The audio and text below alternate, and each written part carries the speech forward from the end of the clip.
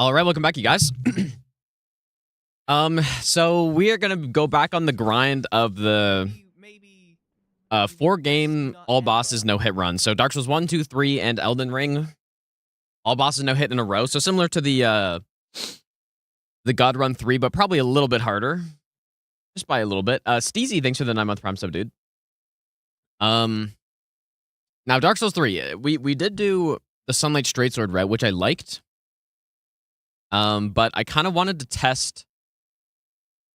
I don't know. The Twinblade route is much faster. And I kind of wanted to see if I could try that power within strat with Twinblades as well. But I don't know. It might not be worth it. I don't know. I guess we'll see. I was actually trying to think about how it would work, and I don't really. I'm not really sure yet. 145 actually 100% it is, yeah. I think. I say that trusting my past self, but yeah, I was 145 is like a little quick. Probably. If I'm trying to go for like a safe, consistent route, I'll probably do Dark Souls 3 game 1 if I'm doing a faster route, but I don't know. We could just try the base route, and then I can try the power within stuff later, maybe. And luckily, Geo, V-Sweat, and I made a big tutorial on the Dark Souls 3 all bosses hit list route, which I have the notes for still, which is really nice. So, but yeah, I was thinking if we do try to go power within with the Twinblades, it's totally unnecessary. But if I did,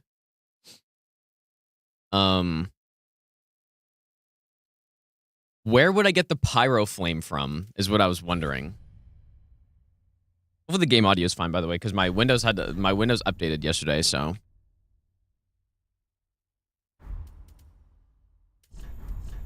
But there are two. I mean, there are only two options, right? Well, yeah. I mean, there are basically only two options, where you start with Pyromancer, which isn't great, or you have to go get Cornyx, but. The fast route for DS3 all bosses, you don't go near Cornyx at all. So, I was kind of trying to figure that out. I don't really know. I don't really know, but.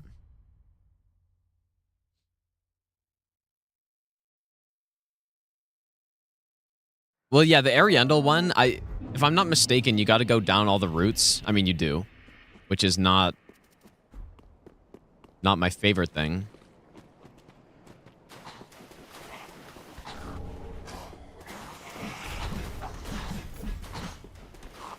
I don't know. That is an option, though. I guess. It probably would be faster. Because, yeah, if people saw my Sunlight Straightsword route that I did a couple months ago, we had a cool strat with Power Within during that, where I was able to use Power Within with Red Tearstone Ring. Honestly, though, in this route, I'm probably not even going to use Red Tearstone, though. So Power Within, like, that whole strat doesn't really work as well. Although, like, you could do it. Maybe. I don't know. Surely I remember how many hits Gundyr is with this. I actually don't.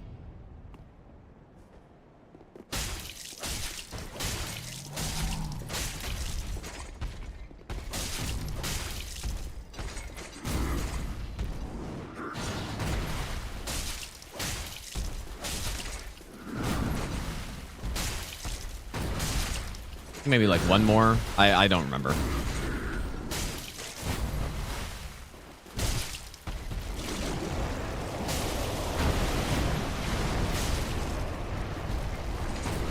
So we'll see if this stuns him.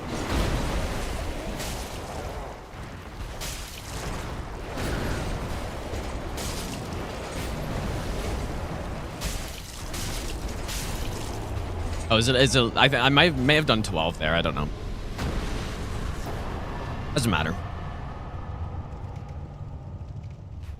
Yeah, so it's really nice, actually. I have a lot of my notes still. It's not going to be the exact same, because I'm actually probably going to try an even faster route than what I had listed. Like, we're gonna do early Greatwood, which I think I don't know if I've ever done that on a run before, but I think it's safe. I think it should be fine.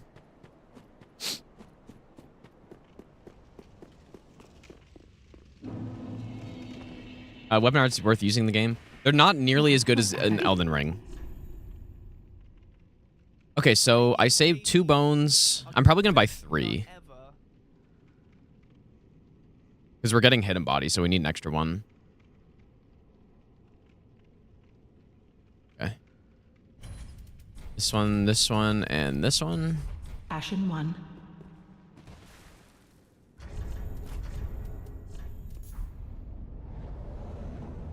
Yeah, this game, unfortunately, this game is all about the R1s. Like, R2s aren't as good in this game.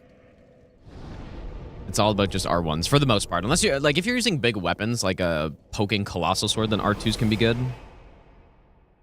Other than that, though, yeah, it's kind of just R1s.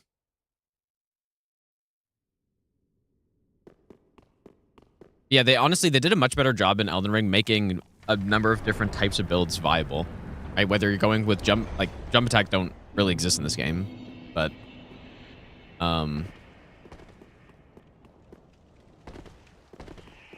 if you're going, yeah, so you have jump attacks, you have multi-hit builds, you have charged R2 builds. In this game, it's basically just R1. That's it. So multi-hit is basically, yeah, guard counters too. Yeah, that's true.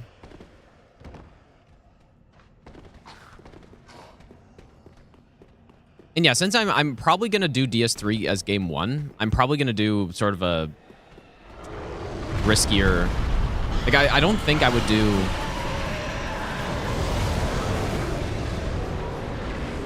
Well, I don't know. I actually don't know yet. I'll have to see once I've de-rusted on them all and figure out which route I'm using and stuff.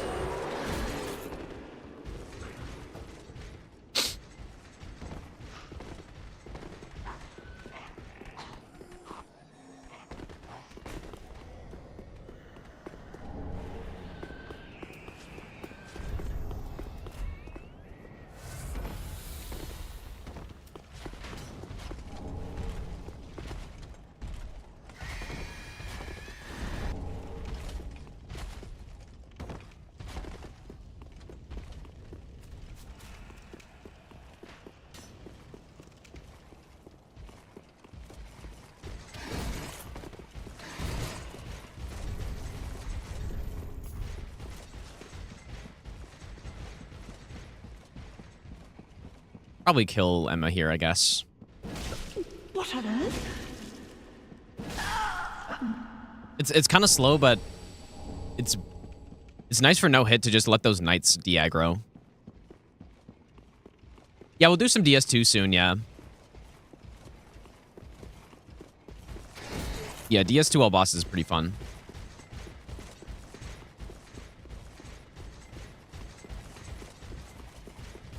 So, like, honestly, all the Souls game all bosses are very fun, especially after doing after doing so much Elden Ring all bosses, especially.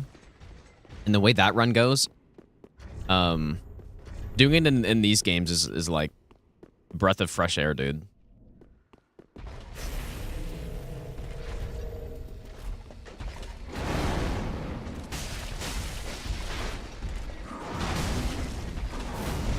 Oh.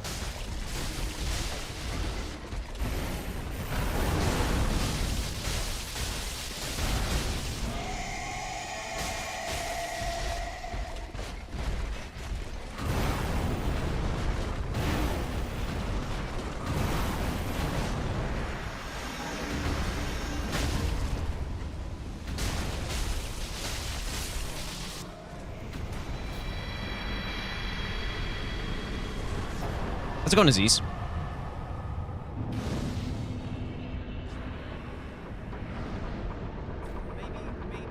many Twinblades are in DS3? Like twin weapons, you mean, or what? 11 months a peak. I guess maybe, you know what? I didn't think about how the title could be confusing for, like, Elden Ring people. Because, I mean the sellsword Twinblades. Like, this is sort of the... Oh. Oh, nice. Okay. This is sort of the, like, most meta route at this point. Most meta weapon in the game for no-hit runs and speed runs. Sellsword Twinblades.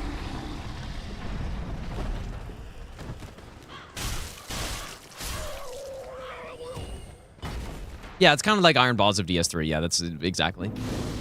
Kappa, thanks for the 11-month resub, dude. Also, Chunky Buffs, thanks for the brand new Prime sub. I'm just going to make some saves here. Steezy, thanks for the 9-month Prime sub as well.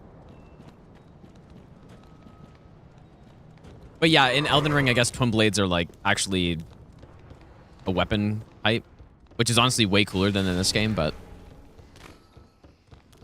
Okay, I was trying to think if I need flasks upgrades. I think I'm not going to get them for now. I know in the Sunlight Straight Sword, right, we did pick those up, but I don't know if I need them in this one.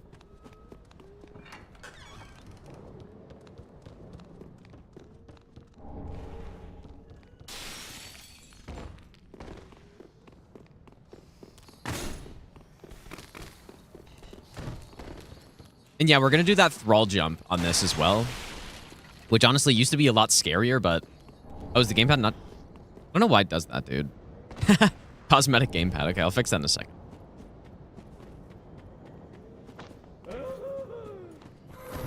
Not sure why that happens. Yeah, we'll do some DS1 soon as well. The DS1 all bosses route, I don't think I've... Jinu. I still don't think I've uploaded that run that I got like 2 years ago or whatever. So... Because yeah, I was preparing for this run a while ago. And, yeah, I did DS1 all bosses no hit. Like, just in off-stream practice, and I did record it. I never uploaded it or anything. Okay, let me, I think I have to fully restart OBS here, so... Second.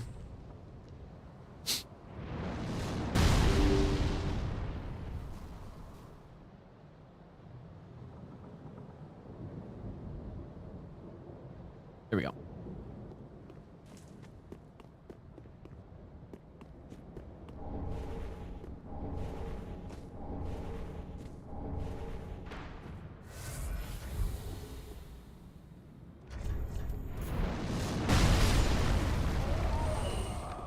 Yeah, so the run, this run already starts out pretty unique. Generally, Greatwood is not done this early on no-hit runs. Almost never. Like, I don't think I've ever done a run with Greatwood this early. But it is... I think it's safe, if I recall correctly. And it's very efficient.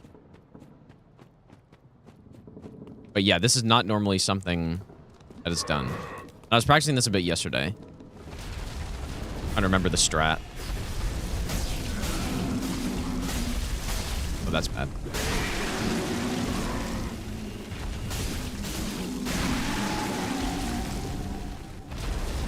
Just kidding. Pretty lenient if you're not going for, like, the ultra fast kill.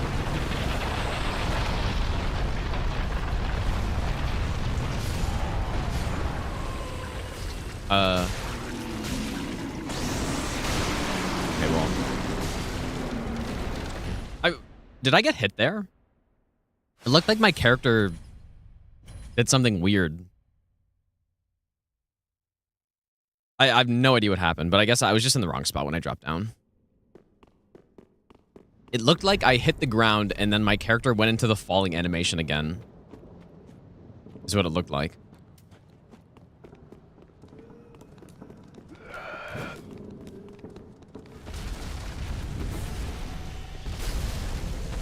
Dude. A little rusty.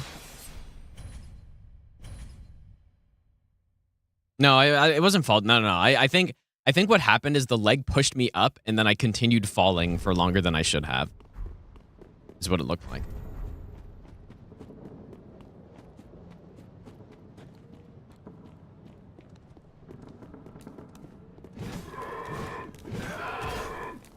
Holy lag, dude.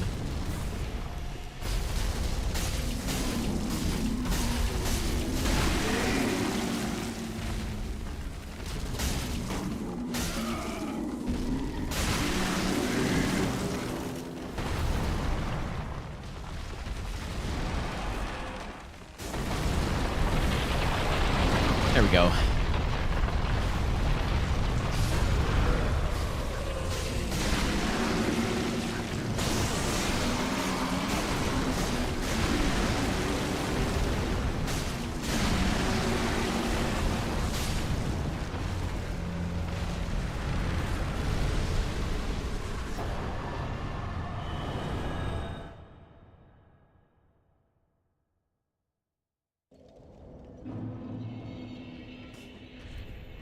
That's the kill. I just need to... I guess it's just all execution. There shouldn't be any RNG, really. Simply need to not mess it up.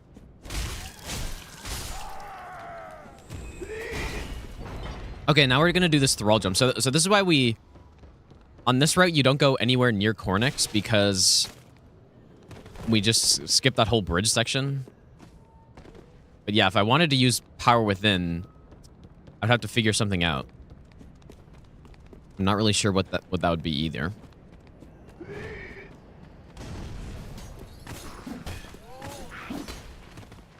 Oh boy. Ah, yep, a little rusty.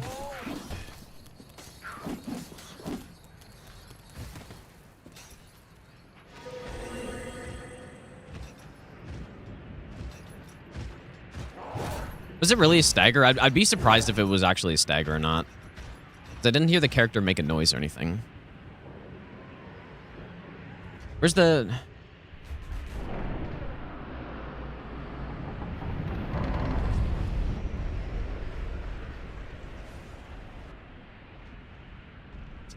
Oh, that's weird, actually.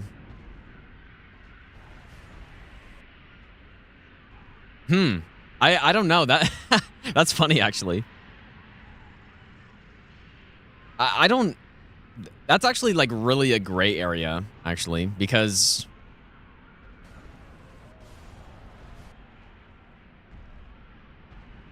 That's weird. That's very weird, because it put me back into the falling animation, is what happened. Right? Like, that's the falling animation, I think, when you...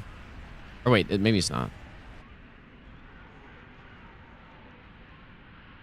That's weird. Because, yeah, it landed on me, but that's not what caused it. It's because it, like... It was exactly what I saw. It pushed me up, and then I went into the falling animation. So... No, there's definitely no noise either. That I don't know. That's weird. I honestly don't know if that's a hit or not. I would lean towards probably no, because because it's more like when an enemy pushes you, right? But I don't know. That's kind of insane, dude. That's funny. Let's go Miter.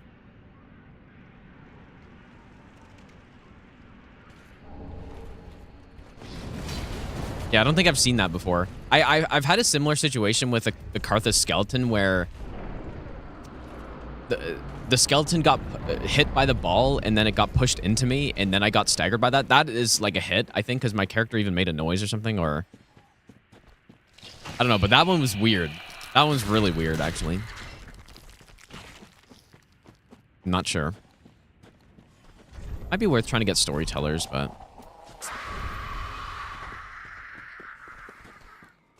Passing perseverance? Yeah, I guess, but no, it's not really a problem. Yeah, I don't know. That's weird. I don't know.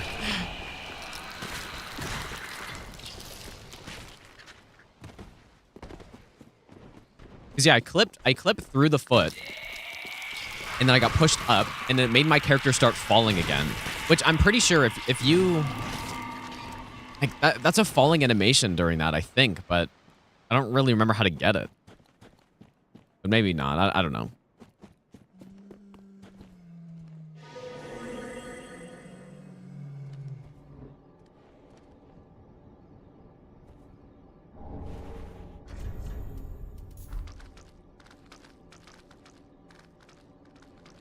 There's another Titanite shard there, but I don't think it's safe to pick up.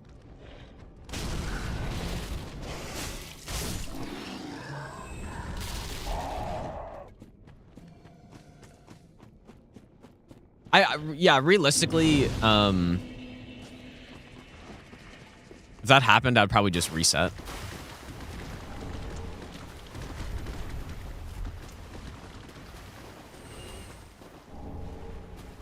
Especially if DS3 is game 1. Just to be safe, but I don't know.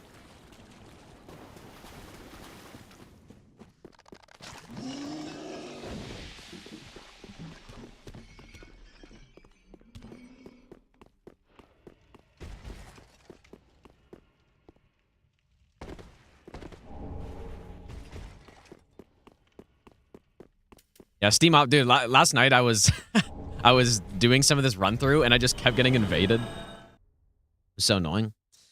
Curtis, thanks for the 23-month Prime sub, dude. So we're going to Sage next, but we're actually going to go get a +3 first.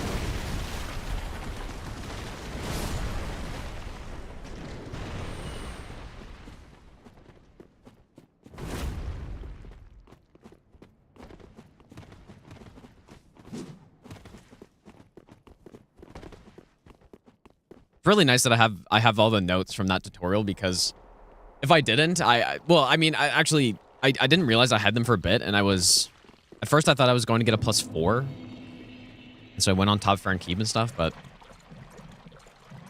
like the unique part about this route is that we hit the DLC very early. So we kill Crystal Sage, and then we do the entire first DLC running section after Crystal Sage. The reason is we get 6 large shards, so we can get to a +5, and then we also get 2 chunks, which I knew about them, but I didn't know there was a good way to get them until... Oh, I messed up here. Hopefully I have a save. I don't think I made a save anywhere remotely close to this, dude. Whoops. Shit.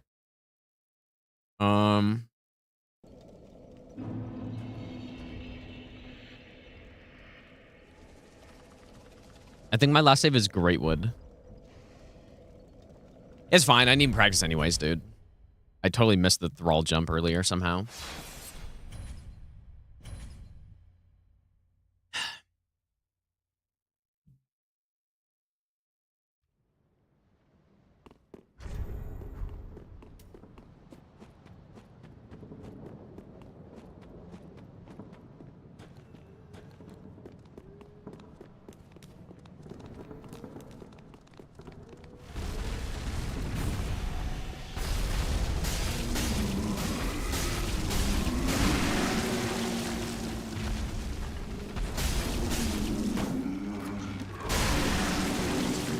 God, I hate this boss so much, dude.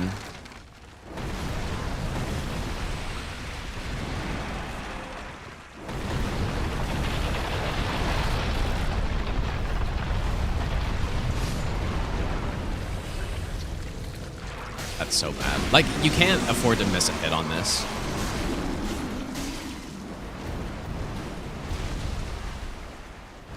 Then it just gets so scuffed.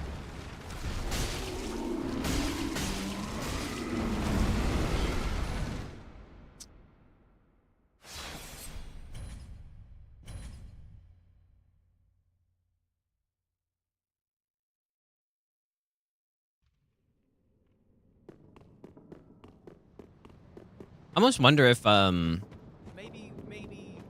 I'll give you the best nut ever. Machine I'm alive. gonna try something different here.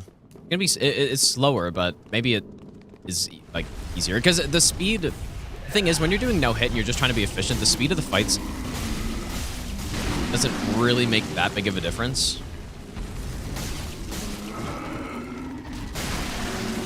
Ooh, that's a little scary.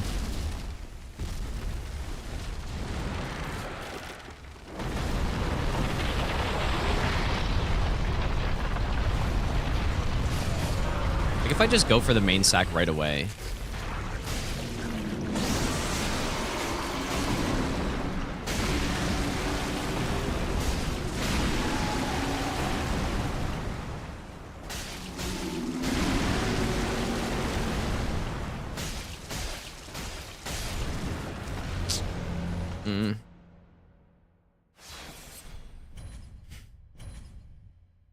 It's kind of not great. It's the timing's kind of weird.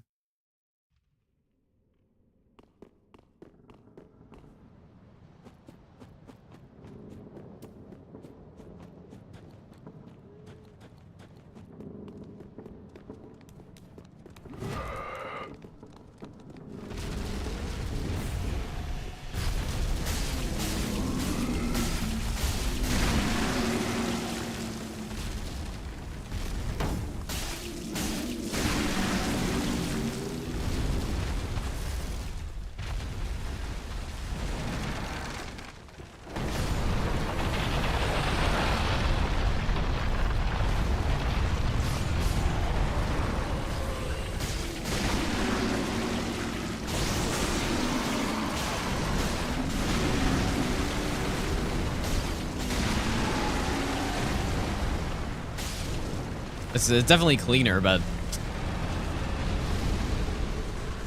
just have to worry about enemies like falling on me as we go down. Like that's the way that that's the way that I did it, you know, a long time ago when I was actually doing this, but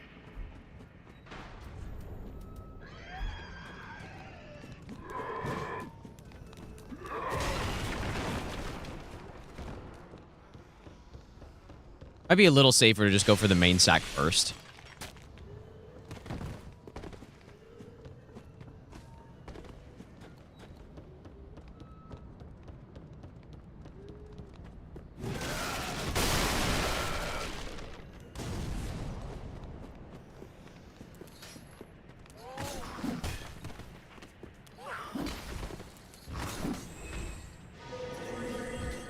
Can't remember. I honestly cannot remember where I used to cast Spook for this either. I feel like I used to run up there, but there's no way that's safe, dude.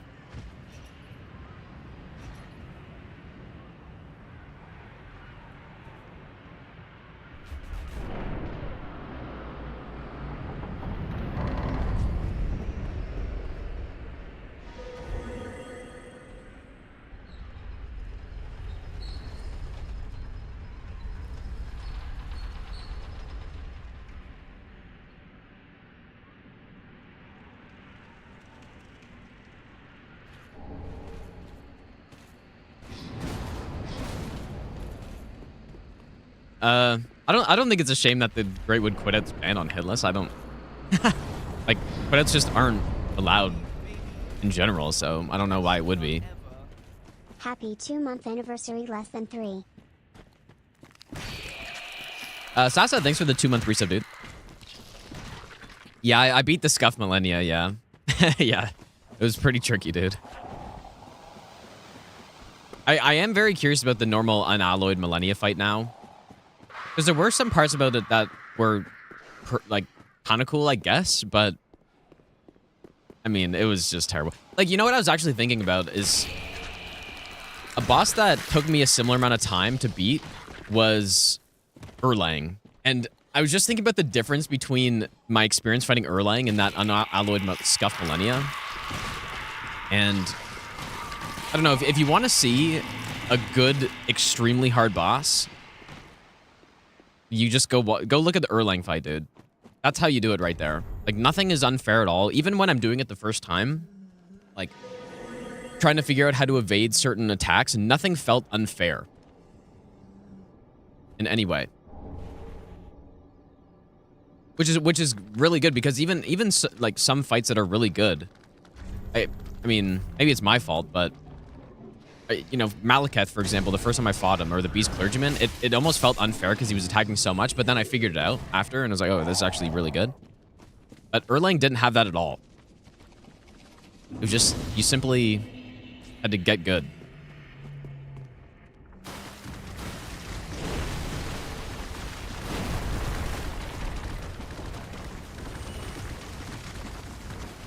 I always get scared of picking that up when the crab's after me. I think I got hit one time somehow, but it's fine. We don't really need it. Erlang is like the ultimate boss in Wukong. And actually, it made me want to go fight him again and like learn him properly and stuff. Surely I will at some point.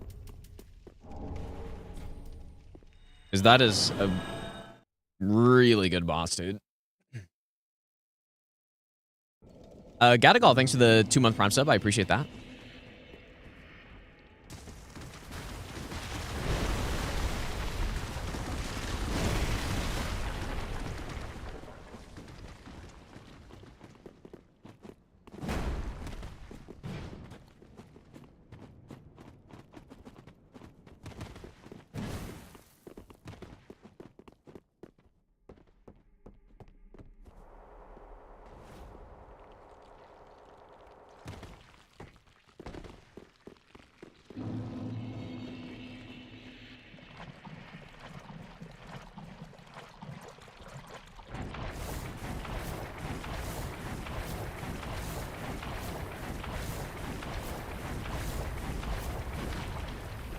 I made a save recently this time, so... Well, I mean, I'm not going to do the same thing. Obviously.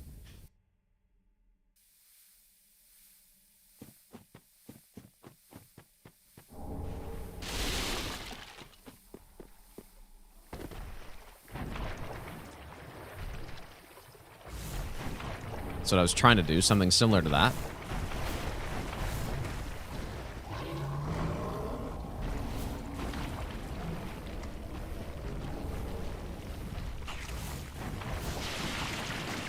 I haven't tried Expedition 33. I don't know if I will. Not sure if that's my type of game or not.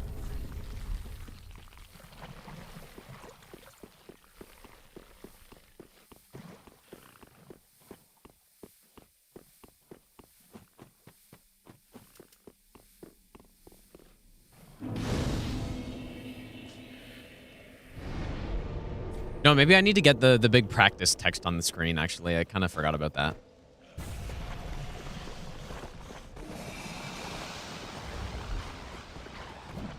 No, like turn-based, I'm fine with turn-based. But I guess I guess I haven't really played that many turn-based games, so maybe not. I don't know. I'm actually not sure how I feel about the whole parry thing in it. I guess I don't really know much about it because I haven't tried the game.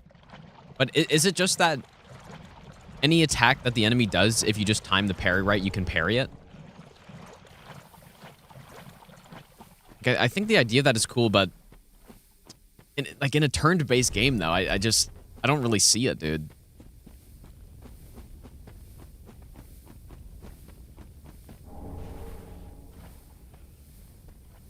I don't know.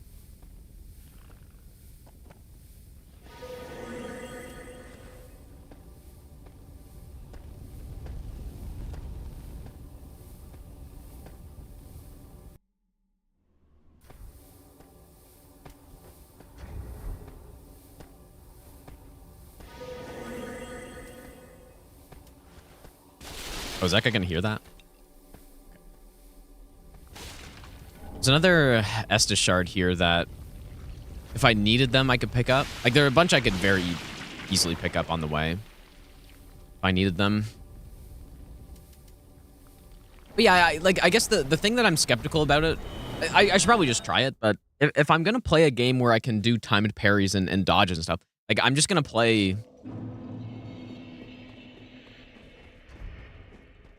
like, I'm just gonna play some, you know, Souls-like action game or something like that, right?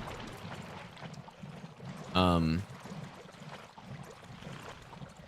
can't really remember the right path through here, but... And if I want to play a turn-based game that's kind of slow and you just think about it, then I want to be focused more on like, builds and stuff, where I, you know... Instead of getting good, I just play it more like a normal RPG. So that's why I'm skeptical.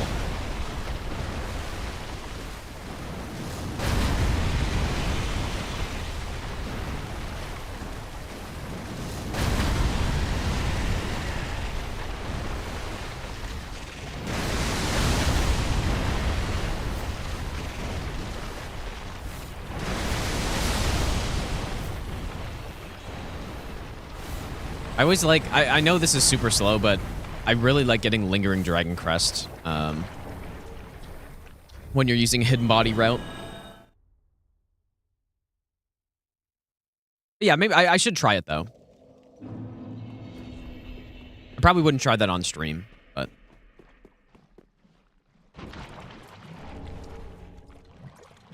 Alright, last Titan Shard.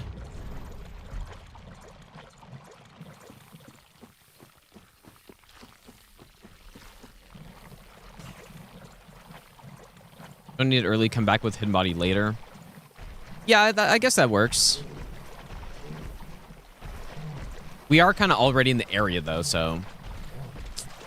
But yeah, that makes sense. Might be a little bit safer to do it that way.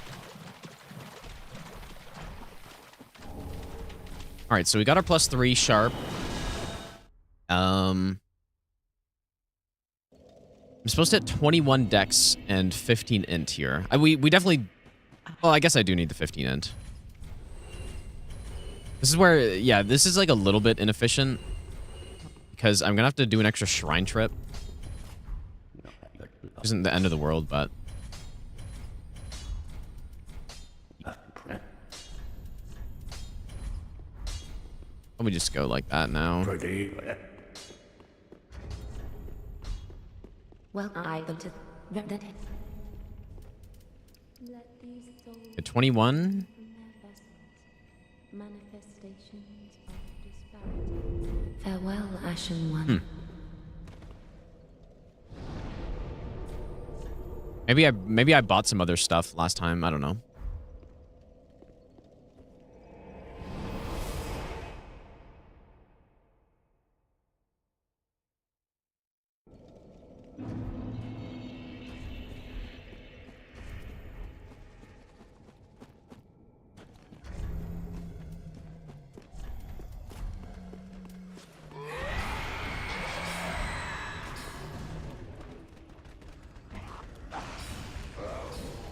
Yeah, I do still need to finish Kazan.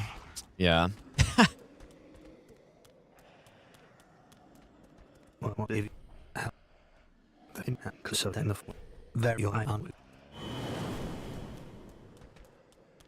I'll probably... no, I still want to finish the class runs in Night Rain.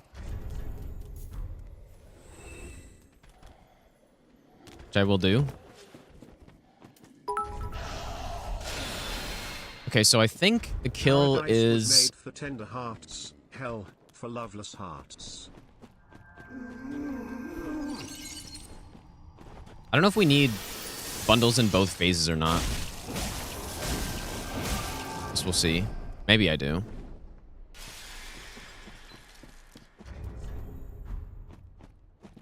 Can't really remember.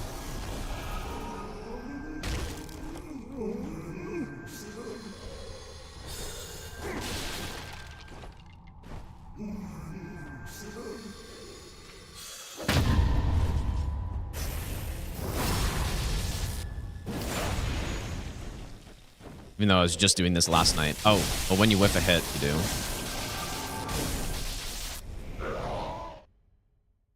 Elfman, thanks so much for the 1,000 bits, dude. Don't need to finish it. I want to finish it because I quite liked Kazan, actually.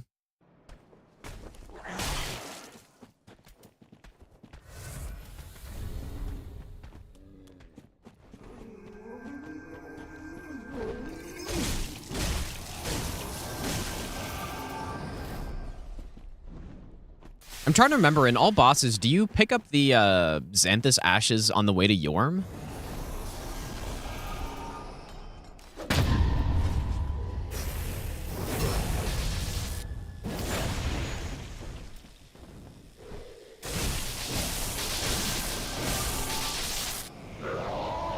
Here we go.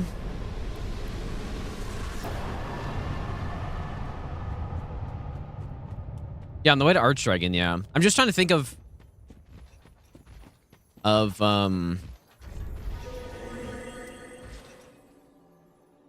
what buffs I'm gonna use for like all those other bosses though.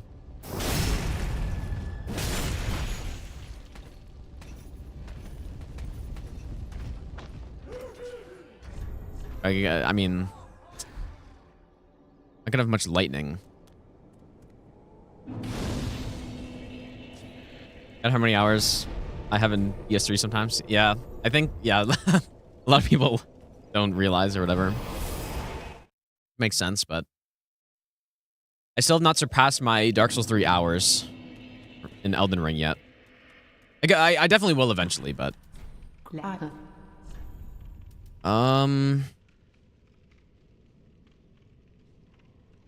sure if I have to buy anything yet. Oh, yeah, no, definitely not, because we need... Oh, yeah, okay. I have to write this down.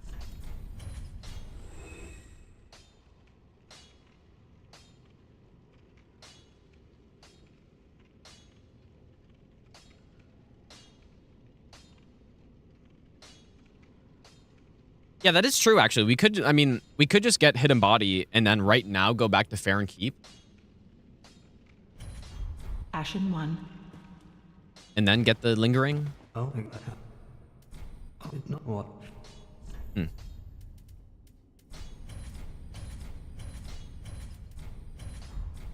so we have more than enough souls here. Slumbering. And then lot 2-2 here, which already done.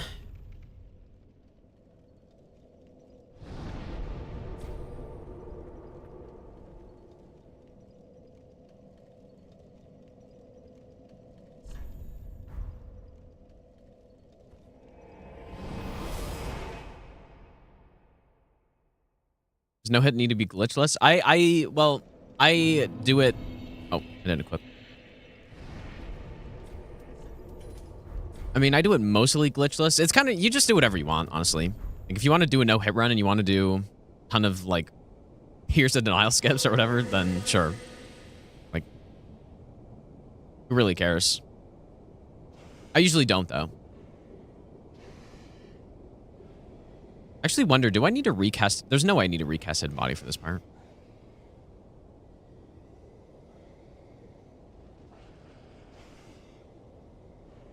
Maybe you would if you didn't have lingering dragon crest, you would, I guess.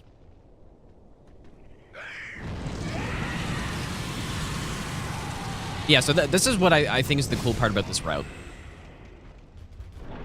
Is the early Ashes of Ariandel running section. It is sort of normally a, well, I guess without hidden body, it's normally a little dangerous. But I do like getting this out of the way early. It also enables, or it makes me not scared to do scream skip. Because it's so early in the run.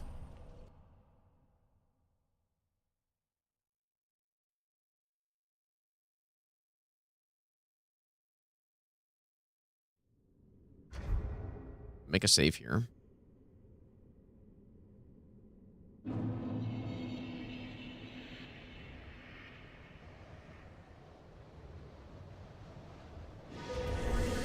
It's funny, a lot of these hidden body casts are just totally unnecessary, but I don't know. I still do them. I mean, I guess this guy could potentially shoot you in the back.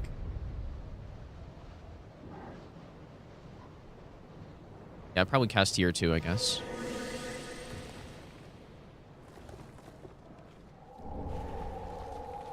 For these bugs, I guess.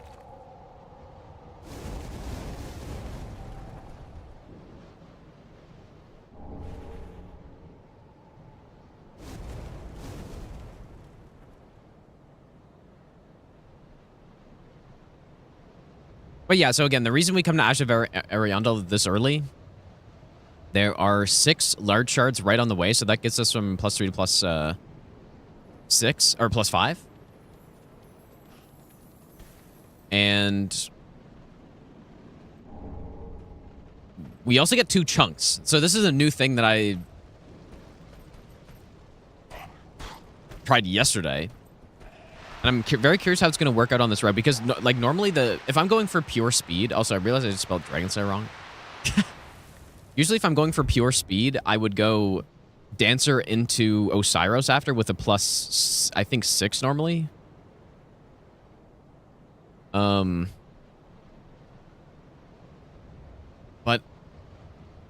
I don't know. I really don't think that's necessary on this. It does make the Osiris fight a little bit more dangerous than it would be otherwise. I mean,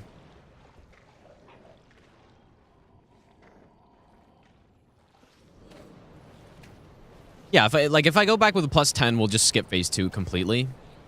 Whereas with a +6 or whatever, you still get a little bit of phase 2. So anyways, if I was going fast, I would just go Dancer, Osiris, collect a couple chunks on the way. Do like Champion +6 is basically the same as +10. Just because he stuns. And then yeah, you just Homeward Bone and then continue onto Dragon's Armor. But yeah, on this one, I'll probably just come back to Osiris later at some point with a +10, I think. I've seen evidence.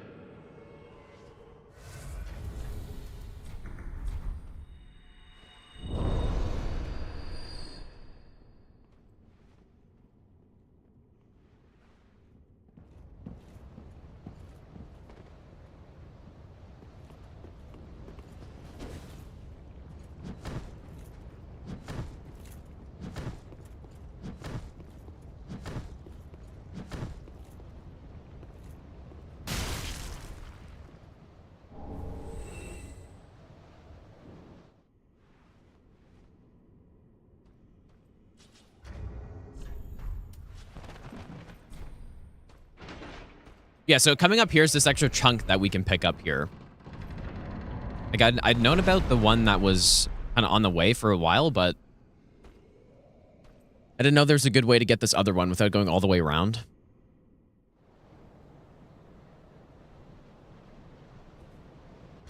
So make a save here for sure. Yeah, now obviously hidden body makes this a lot easier than...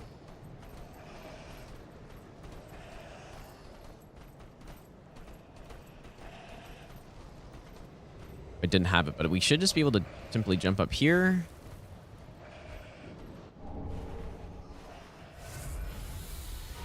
Yeah, it's like it's so easy to get actually.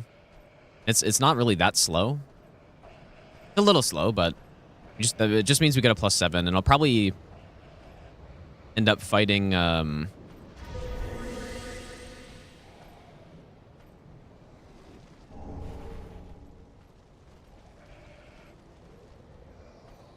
I actually can't remember. It was the fast row. You do +6 on princes, right? I think so. I think you kind of just don't stop anywhere until you go like +6 straight to +10.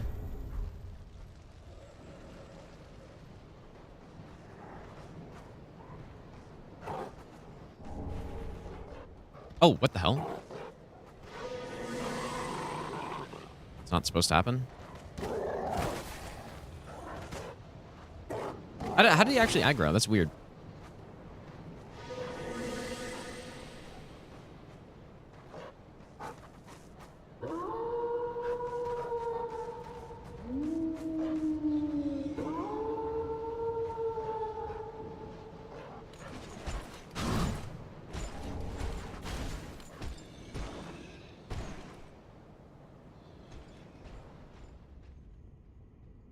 Awful mod ruined Elden Ring. No, it honestly didn't at all. I've been wanting to get back to this run though.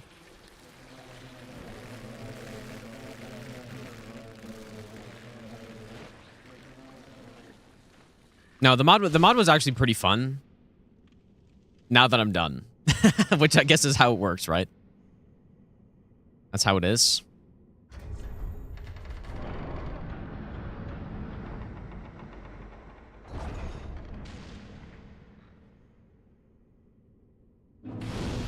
Okay.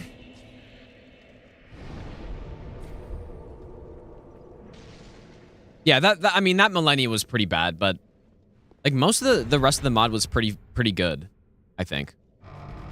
I'm still not a fan of those cheap, like, oh, the bubble tier one-shots you. I'm not really into that. But I like going through some of the sections. For example, the Castle Ensis section was pretty fun to go through.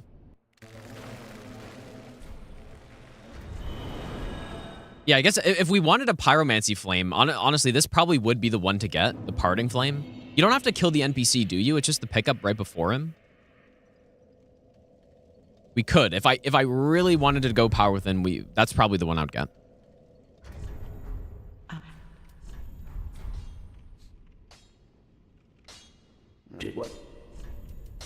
Just tempting. Like, it's interesting. All right, we got a +5. The rest of our levels should get apparently to 25 decks here. 26, sure. Farewell, Ashen One. Now we go back to Cathedral.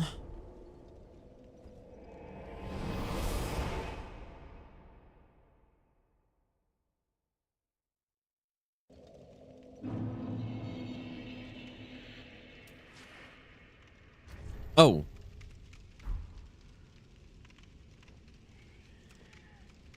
Probably have some homeward bones.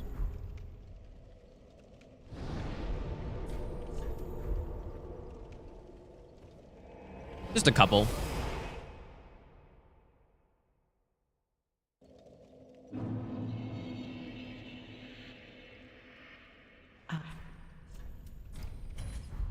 Ashen 1.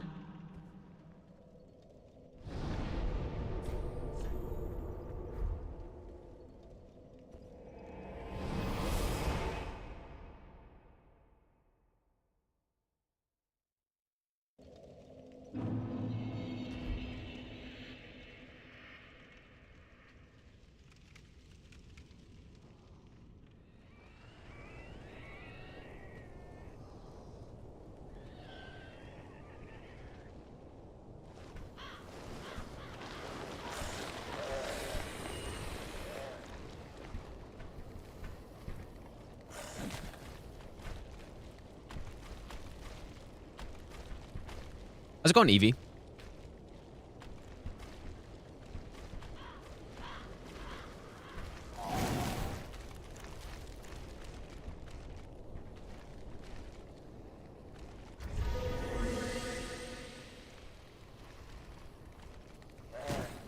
Hidden Body makes this section really nice. I would actually be very interested to see how much slower Hidden Body is, because there are quite a few sections that it saves quite a bit of time. I wonder how much overall it loses. I assume it loses at least a bit of time, but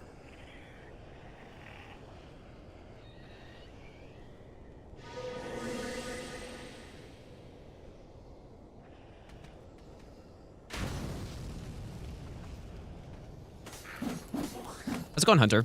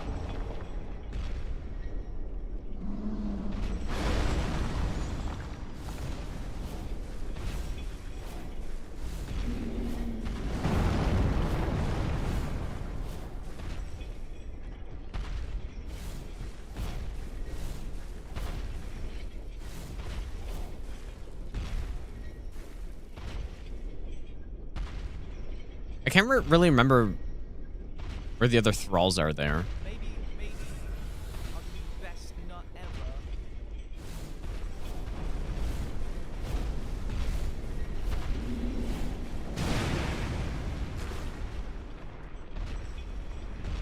ever. Architect, thanks for the brand new Prime sub, dude.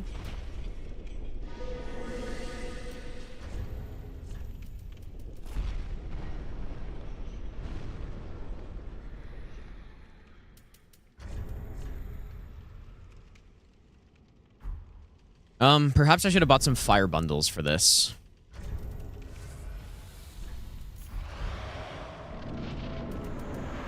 Oh. Okay, well, that's why I had all the extra money. Because I didn't buy the skulls. Whoops.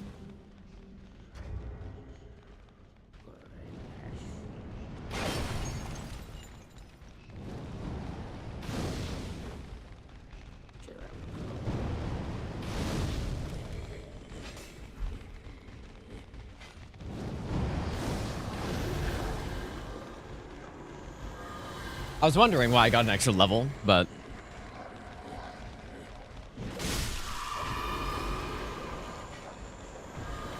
I mean, I should probably just give myself some skulls here.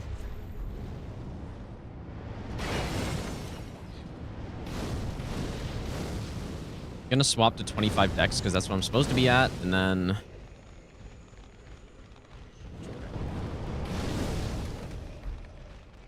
Five skulls. Normally it'd be 6, I think. Yeah.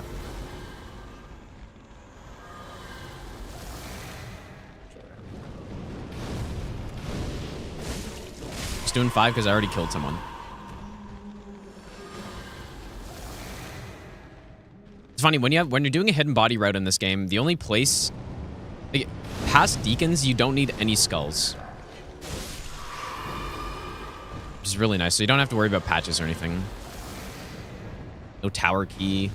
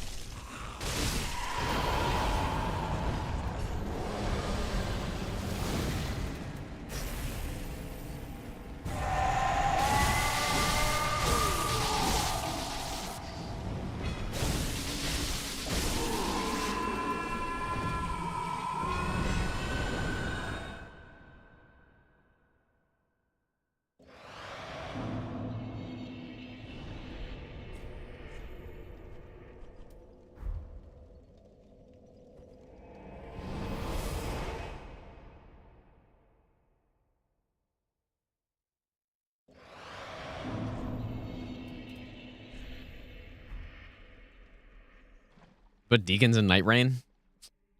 Honestly, it'd be better than the Tibia Mariner boss at the very least.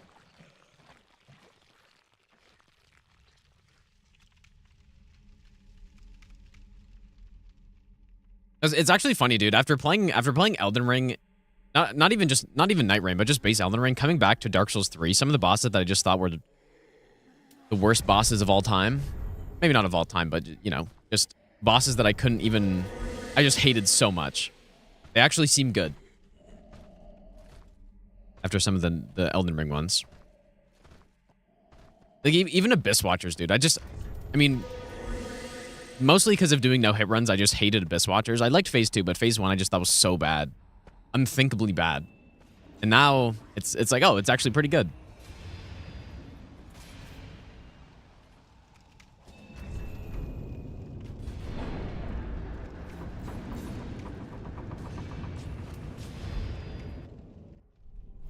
I mean, Greatwood is bad.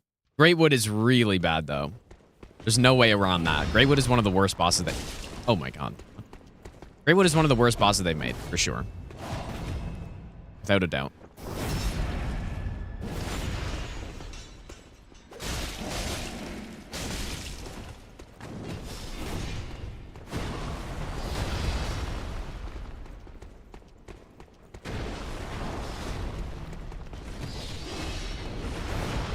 Way.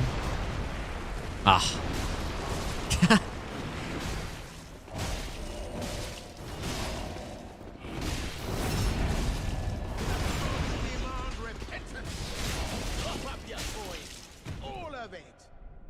Connor, thanks so much for the donation, dude. Join your YouTube channel as a member. Yeah, I haven't enabled memberships because I don't know really why I would, but maybe one day. A lot of people have asked for it, but I don't know.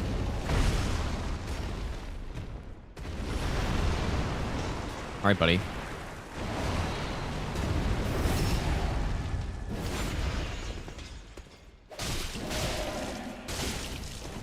Honestly, like, Greatwood wouldn't be so bad if...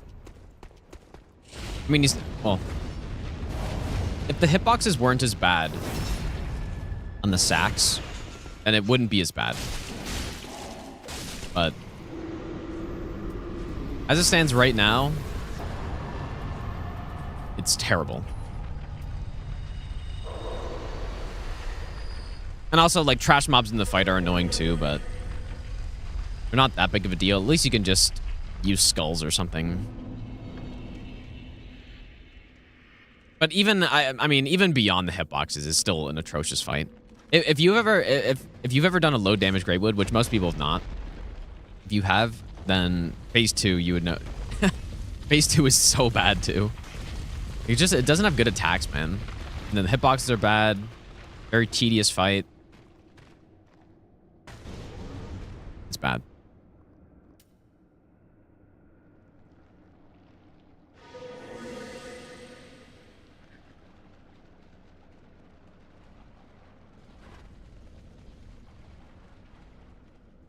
Yeah, and then he's just got the big AoE where if you go in, you just take a bunch of damage and stuff. It's just, I mean, it doesn't do that much damage, I guess, but if you're doing a low damage no hit on him, you're basically forced to use range. When I did the master run, I did Fire Orb, I think.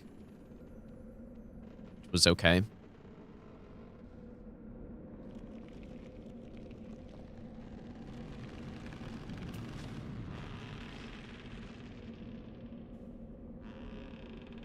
Like, the only good part about Master Run Greatwood is it's fun to frame the fire orbs. That's the fun part. Alright, I guess, how many hits? I don't know how many hits this is supposed to be.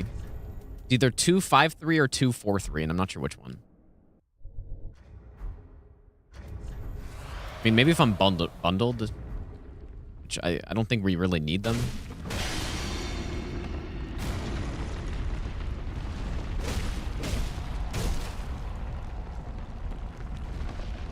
Okay, so I guess it's 5. And then this is 3, apparently. Oh, boy. Okay. I should bundle.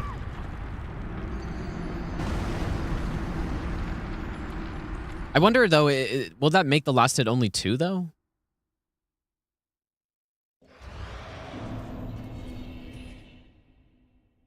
Yeah, I could resin, too, I guess.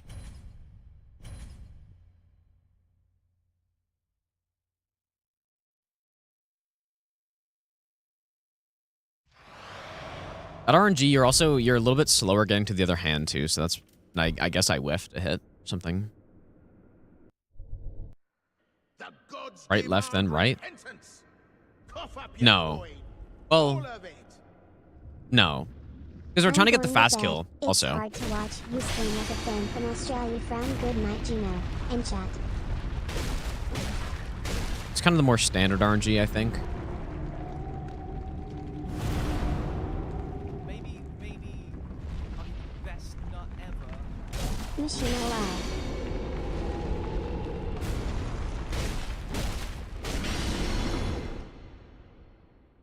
No, I mean, if anything, you can do his right and then 2 left. Like, if you're doing a lower damage kill, that's how you want to do it. You want to start with his right because that's by far the most annoying one to break. But if you're trying to go fast, then you do left, left, right. Because then you get a faster kill animation.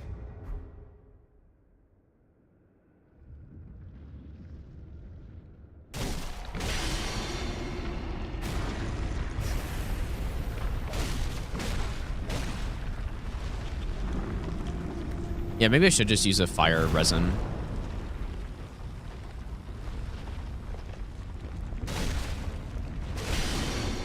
I do want to see if this can be 2 hits, though. Okay, so it's still 3.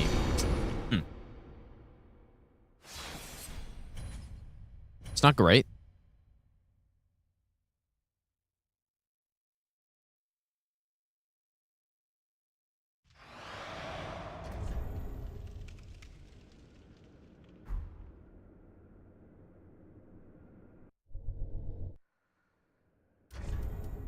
Maybe I'll give you the best nut ever.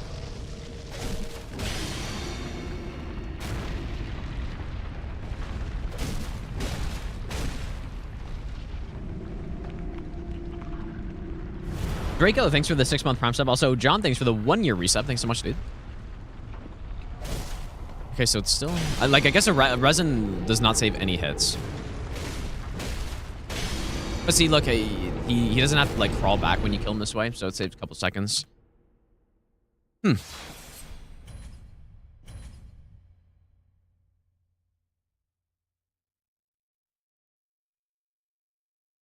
of annoying.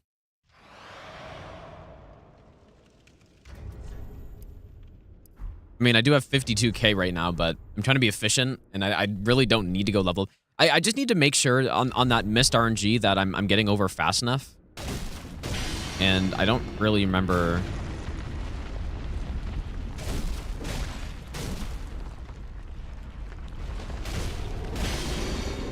Okay, that's the way to do it, I guess, right? Yeah, that was much better. Okay.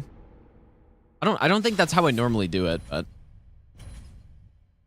Yeah, I think you're right, Nicholas, dude. Yeah, I think I did.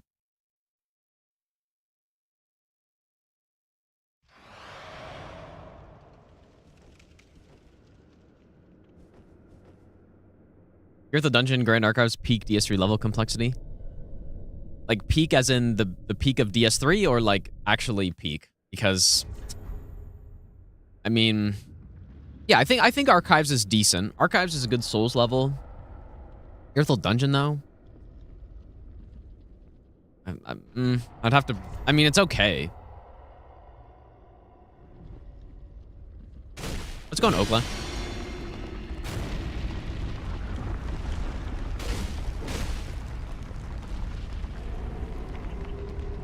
Yeah, DS3 level design for the most part is not great. I like Cathedral. I think Cathedral's decent. Wait, was that 4 hits? That was 4 hits, wasn't it? Wait, what? Was that 4? Ring City is all right. Yeah, Ring City is decent. I think Cathedral's cool. But yeah, the levels are certainly not the strong suit in this game. I don't think they're terrible. But especially compared to the other Souls games, I think they're worse for sure.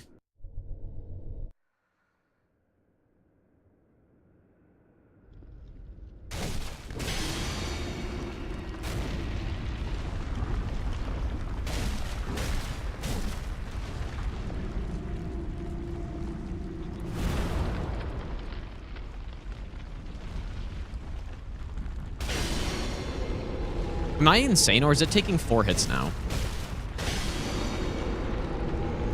I mean, you know what? I actually hit him extra time there. Anyways, we can... That's fine.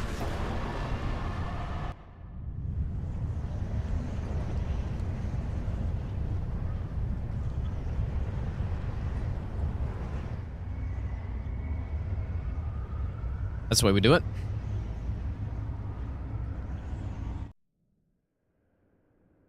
Need this grace. On fire.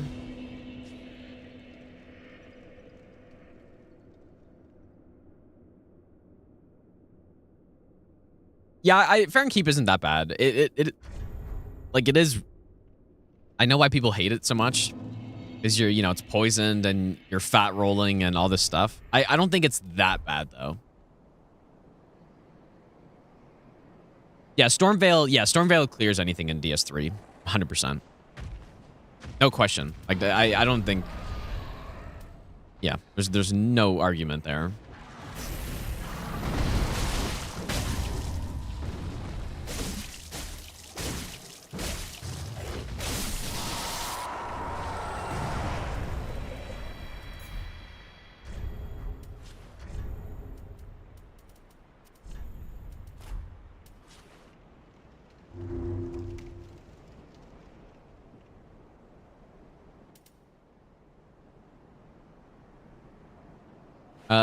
Best boss in DS3. My favorite. I don't know. There are a lot of good picks. I think Demon Princes or Frida or Gale or I don't know. Cinder. There are a lot of good picks. You can't really go wrong, unless you go like Greywood or something.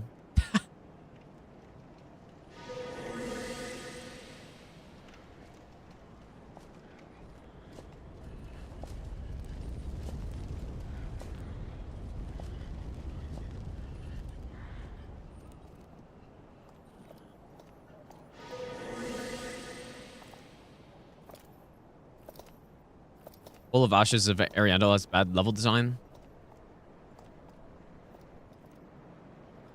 I don't think I mean, it's not that bad. I don't think so. I think the first part and the I don't know which direction it is, but the part before you can see the chapel kind of sucks. Yeah, it's just a big open field. But after that, I think it's good. You have the root part. You've got the like circular level design that you come back to the bridge through the cathedral. I think it's fine. I think the main problem, yeah, is just main problem with the DLC is that you have Gravetender there and not a good boss. Like, if you had 2 top tier bosses in that DLC, it wouldn't be nearly as bad. And the DLC also introduces some cool gear. Crow quills, I mean, Millwood Axe is just a good weapon. It's not that special, though. The Millwood Great Bow. I think, like, yeah, in terms of visual, Ash of Ariandel, I think, is one of my favorite locations, dude. Like, that scene where you see the big bridge into the chapel is so sick. I don't know. I'm not going to pretend it's an insanely good DLC, but I don't think... I think it's overhated a little bit. My main issue is just Gravetender. Sucks. And it's a very underwhelming fight. But other than that, I actually think it's good, dude. I think it's good. Yeah, Onyx Blade is cool. Yeah, that's true. Maybe I'll give you the best nut ever. Yeah, it could have been a little bit bigger, I guess, but that's what she said. Be Like Bob, thanks for the 4-month Prime sub. Also, Ketchup Matt, thanks for the 50 bits, dude.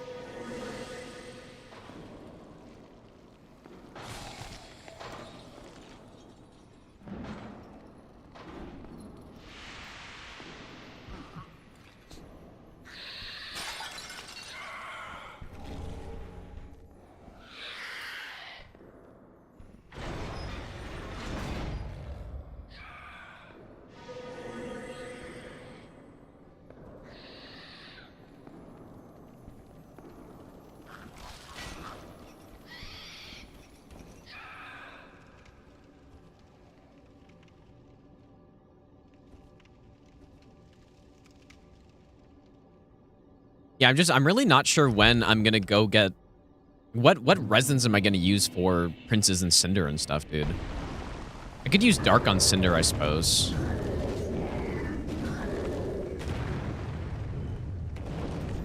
I still have 1 lightning.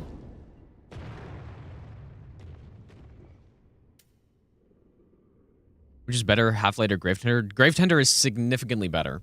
You know, like, honestly, as far as NPC fights go, I think Gravetender is one of the better ones that they've done. Because put Gravetender against any NPC boss in Elden Ring. Gravetender's better. 100%. And you also get the wolf part and stuff. So there's no doubt it's better. Whereas Half-Light, if you're talking about the offline Half-Light, is just 3 NPCs that heal and spam projectiles, and it's no good. Online Half-Light's fun, though, in my opinion, but if we're just talking about PvE, then Half-Light is one of the worst bosses they've made.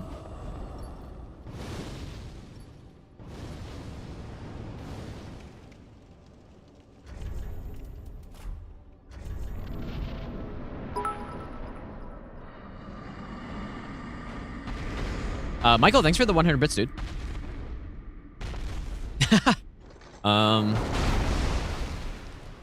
F, Mary, kill, Half-Light, Gideon, Mikalash.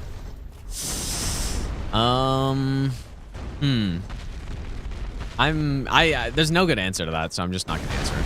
'Cause nothing of value will come from me answering that. I don't want to think about it.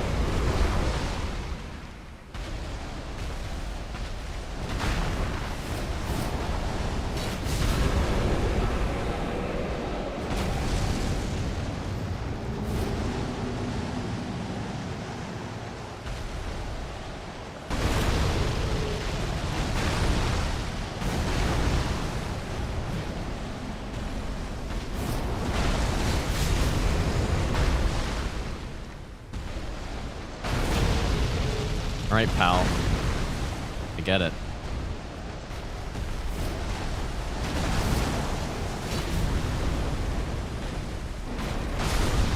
I really hope I made a save there. I got the, like, stare meme or whatever. That's why I bait him out to the water normally, but usually, I do a better job of keeping him in the middle, I guess. Just want to keep him in the middle so that that doesn't happen.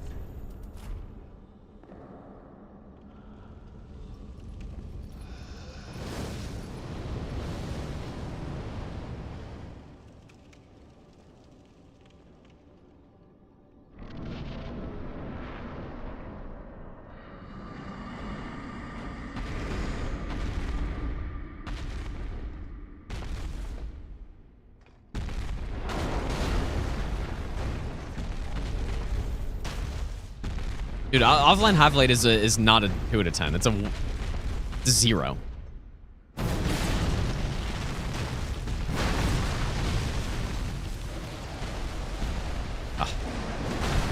I might have been okay there, but it's also actually kind of risky to do what I just did. Because at the very moment that the Stormwheeler gets charged up, you can't roll out of it, I believe. So if he hits you on that like exact moment, which has happened to me before, then you get screwed.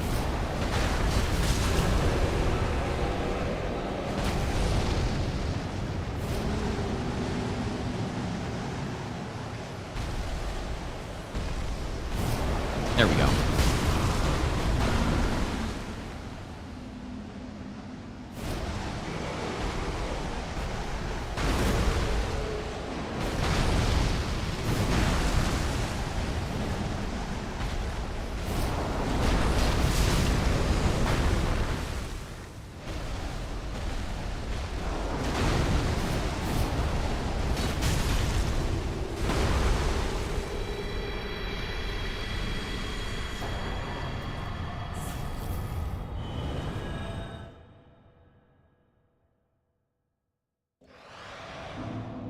Oh. Oh, that's right. I guess I should be going to Firelink there then.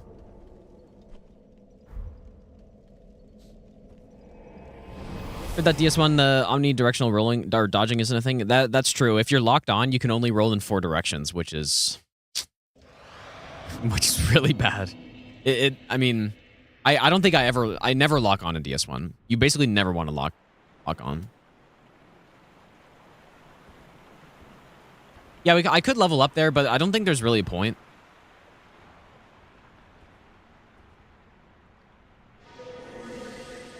The short versus long stagger on Yorm is a headshot. You headshot him, you get... Oh, that's not the right way. I'm gonna have to go look at my Sunlight Straight Sword route, because I think I actually had that problem. Can't remember which path is correct there.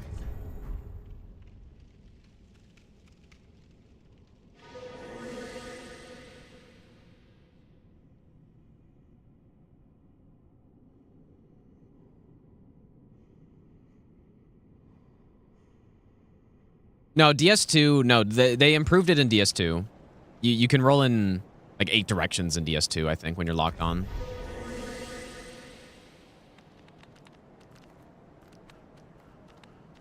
It's honestly very overlooked how much stuff they improved from DS1 to DS2. Just in terms of the mechanics, right? And like, I don't know, there were a lot of small changes that they made that I think went under the radar that are really nice. And have made has made its way into even Elden Ring, right? Yeah, like the fast traveling and the method of heal upgrades and stuff.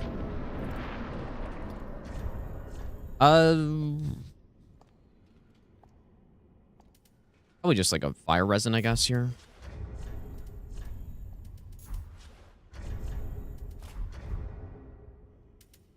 I need them.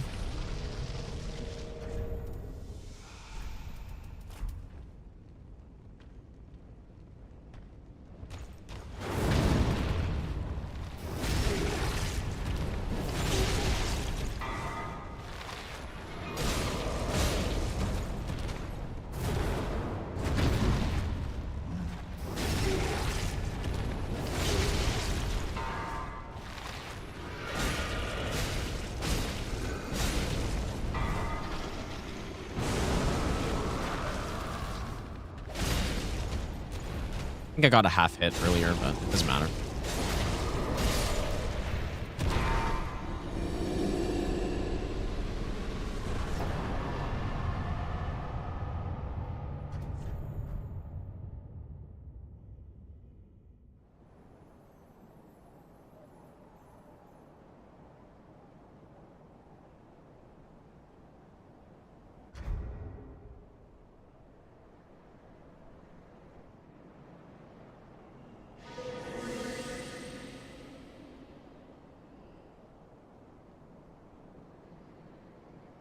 Yeah, DS1's a really good game if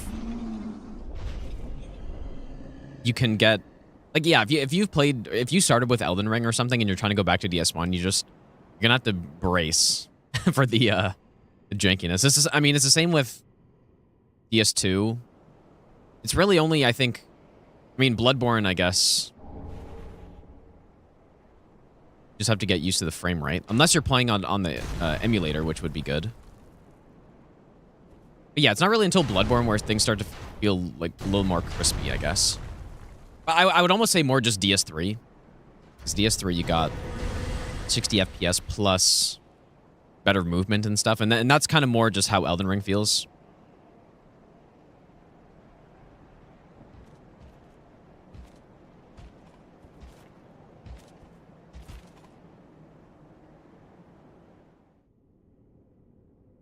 Oh yeah, definitely. The remastered version, definitely. The remaster of DS1 really didn't change all that much.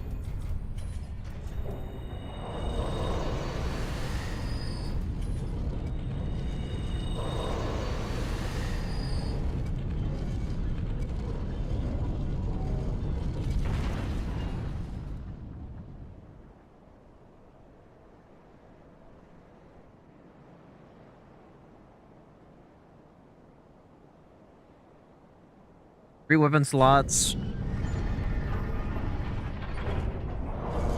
Wait, DS1? How many weapon slots are in DS1? What?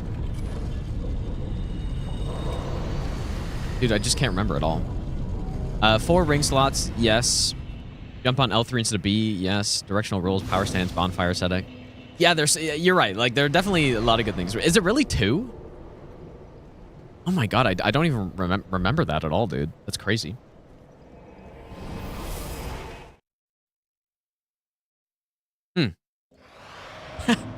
That's funny.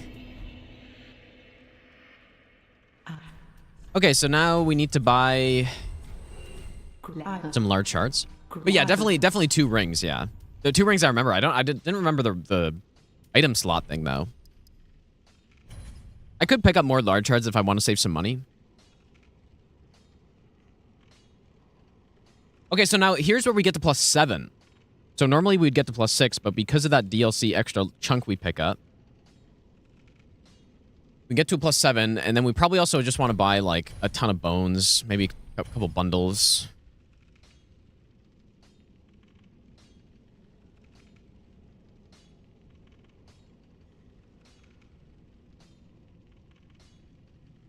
I don't know if we need the dark resin, but I'll buy it for now as well.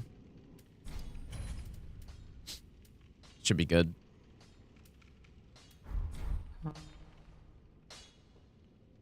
What? Yeah, also, you know what? Like, getting the +7 also makes it more worthwhile to actually come back and upgrade at this point, because it's kind of weird coming back to Firelink just to get a +6 from +5. It's not that big of a difference. But getting a +7 feels like a more drastic difference, so.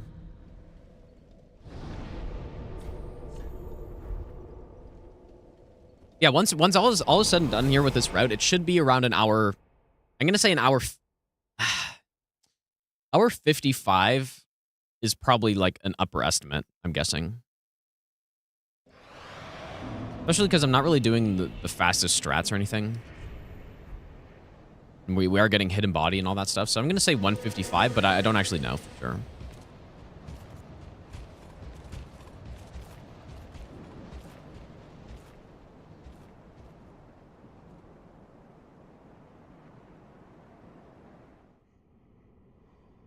No idea why they removed the armor upgrade. I 100% agree. I like armor upgrade. Just as far as I'm concerned, the more ways to strengthen your build, I think the better almost, dude. More ways to progress your character.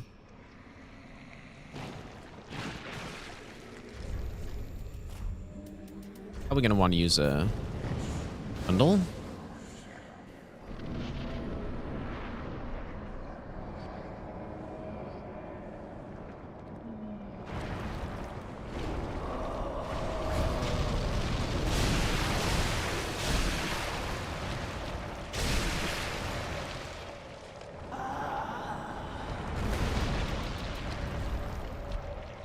I mean, surely we don't need a blossom, right?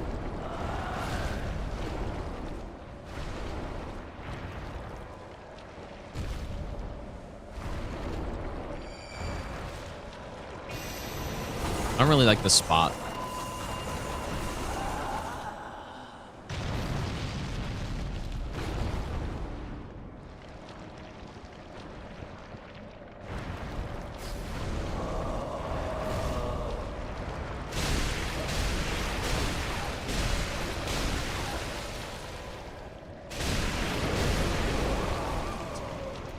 A little close. I generally I would use a green blossom here to make that a little bit not as close, but I don't think +7 makes any difference here, actually. It was the exact same. All right, I'll probably use a dark on Dancer.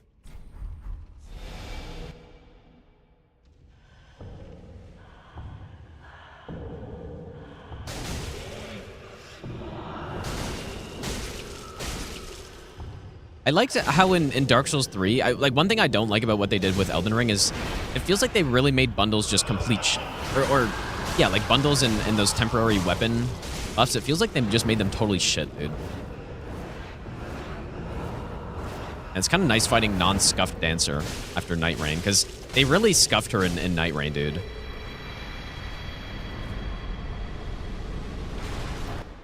Same with Nameless King. They kind of scuffed Nameless King, too. I think. I think it's because they maybe had to remake some of their attacks. Or, I don't know, like, for Nameless King, when he does his Lightning Slam, it just totally doesn't work the same way. On where you stand to avoid the lightning shockwave after and stuff. I'm not sure why it's like that, though. I don't really get it. Okay, so normally this is where we would go to Osiros, but instead we're going to go to Dragon Slayer.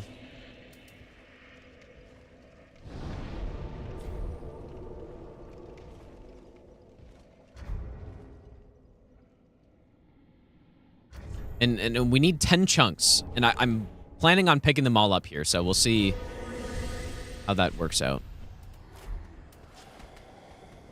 I wonder if I can just...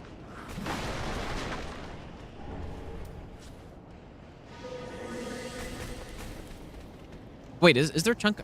No.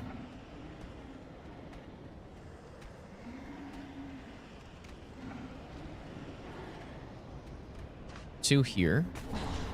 Hopefully I made a save. I don't even know if I did.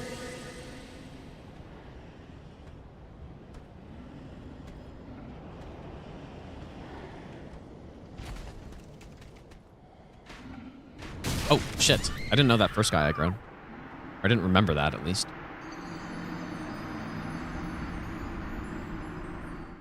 You know, this staircase with hidden body, it's not great, actually.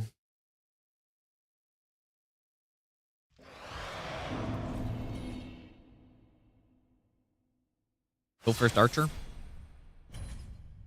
That's a good idea. Yeah. That's a good point.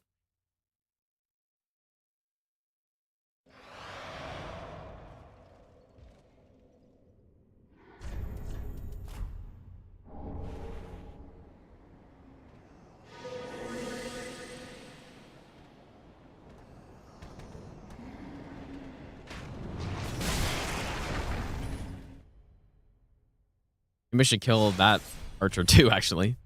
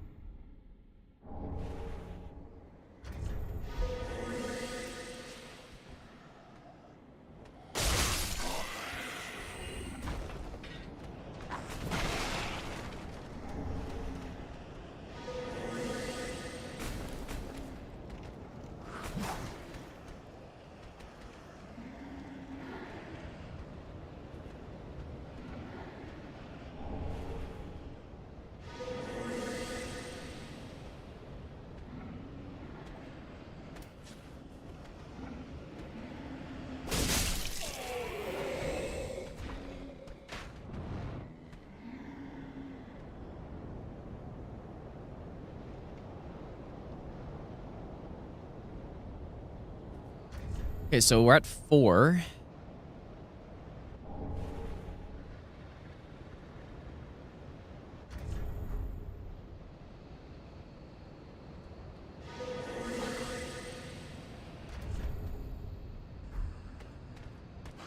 Yeah, like normally I guess I would get the dragon chasers on the faster route, but I don't really want to get those.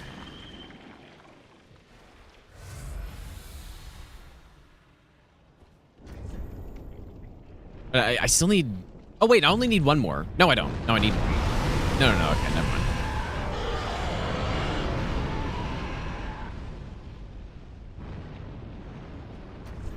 mind. We need 5 more.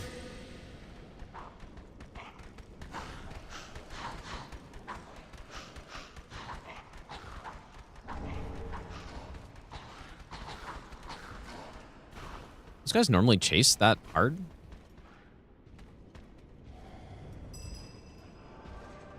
Okay, so let's go do Dragon Slayer first. We'll use magic, I guess.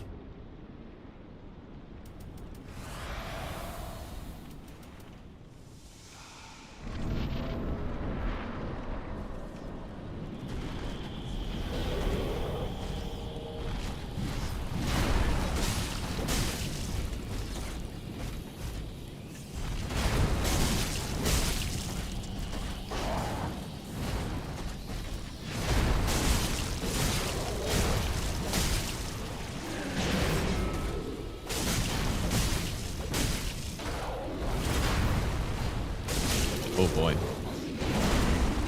That's not how that's done.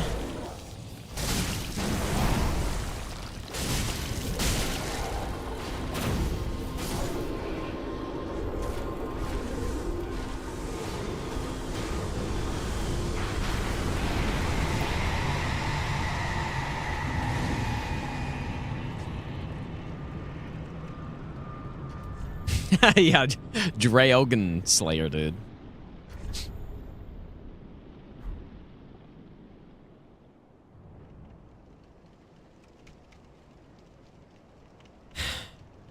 Okay, wait a second. Do we want to do... Okay, wait. So we have 5. We need 5 more. We could get 5 more from archives, probably.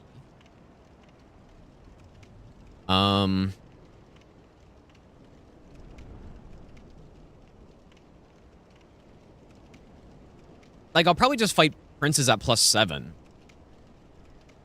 So... Like, we have 2 options. I can go back and kill the guy, get 2 chunks from that, get 2 more chunks from the bottom, and then get this one for the last one, right? That'll give us +9, and then I could just, like, go back to Firelink, get +9, and then do princes, or I could just go through...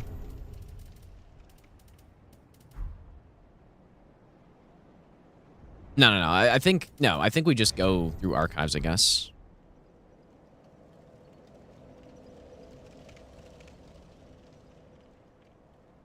Okay, but which ones, though? 5? So there's 1 here. Or 2 on the roof, I think. Or is that only 1? I think it's 2. There's 1 behind the candle guy. Let's just see. I mean, I'm just trying to be efficient here. Like, I'm trying to be pretty quick. Yeah, I'm kind of ignoring the Osiris ones at this point because... Might have to rest, I don't know. Yeah, because it's just... I'm not going to do... Yeah, kind of like the old route you would go through. And go through the Consumed Gardens and then come back later, which is kind of slow. I should kill the Sage, right?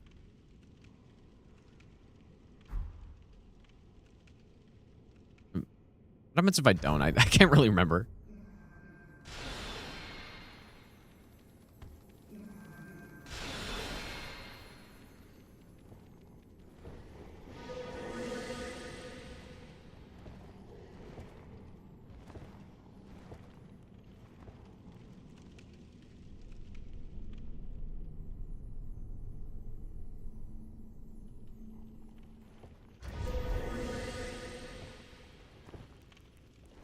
Probably just kill this guy.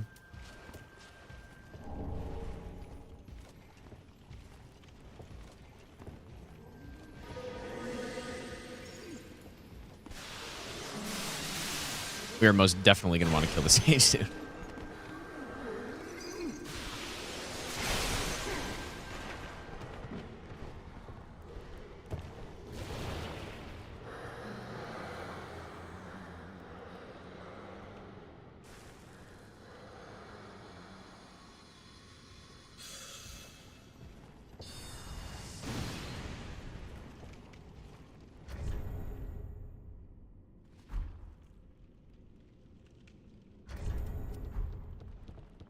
I guess I'm looking for one more.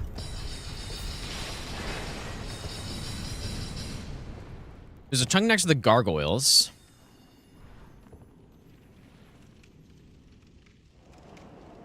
Let's go in Arm. There's one there, but then the gargoyle aggros. I think that's one.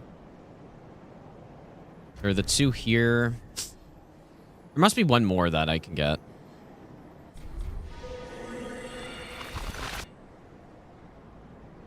One after the stairs left. Wait, after two Gargs?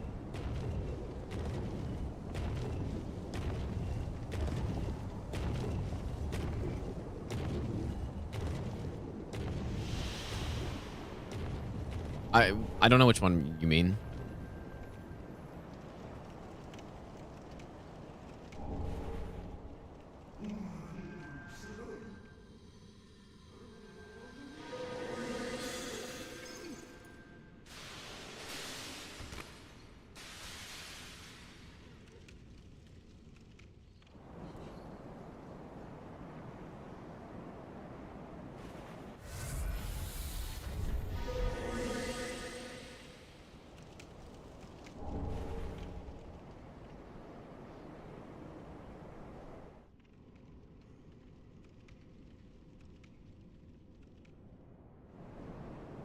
What's that up there?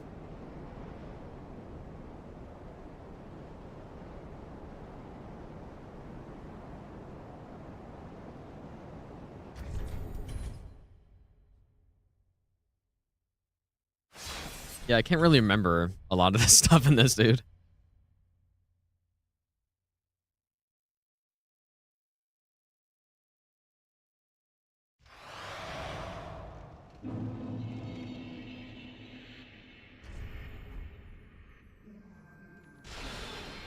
That right there's not a chunk, is it? I don't think so. I think it's a soul. Oh, wait. There's a chunk here, though, isn't there? Ah, okay, that's the one.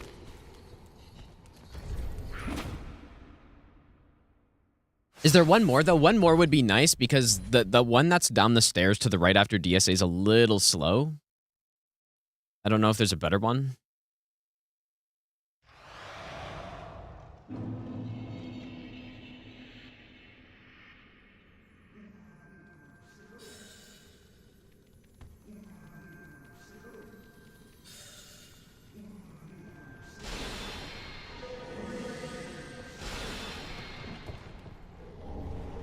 The stairs after this part left?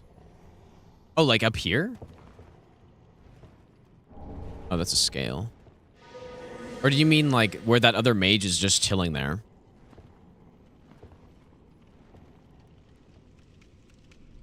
Up there?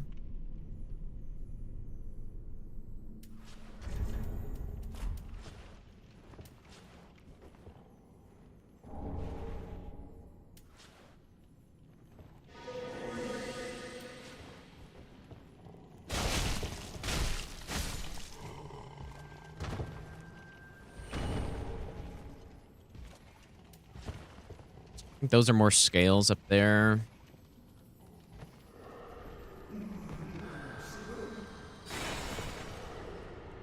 Anyways, I mean, we have enough this way. Like, so I guess it's fine. I'm just really like the gargoyle one would be faster, but I don't really want to mess with that gargoyle unless like gargoyles usually just ignore hidden body, right? I think they just all ignore it. So no, I think this is good. I think we just get the one next to the stairs. Actually, I'm honestly curious if hidden body with the I haven't tested this hidden body with the crystal sage if it makes this any easier or not.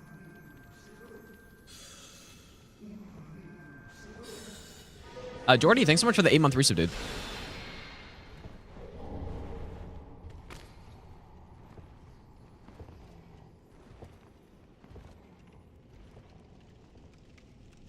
Midra easily the best DLC boss. Yeah, he's pretty good.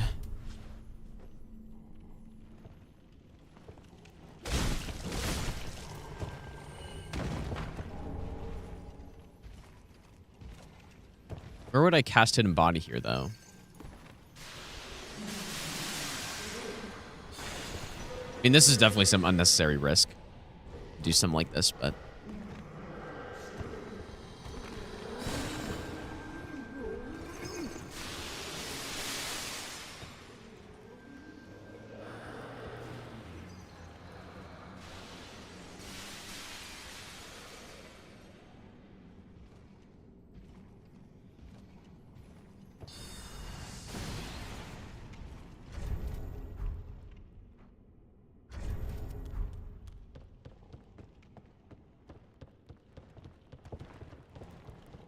Yeah, I'm not getting that. That slab is way too slow. We get a slab by just buying it once you place all the cinders of a lord or whatever. No, this seems good, and like I'm probably just gonna kill the sage, but yeah, I should probably try out Silky Souls. I just haven't. I don't know. I haven't really had a need to test it or to use it at this point, but.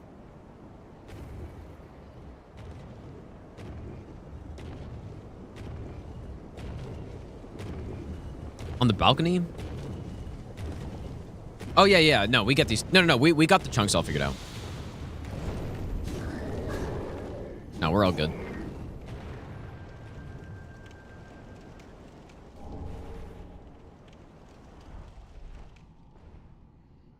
Yeah, I was just trying to think of if these are the best ones to get. Most of them are pretty much on the way.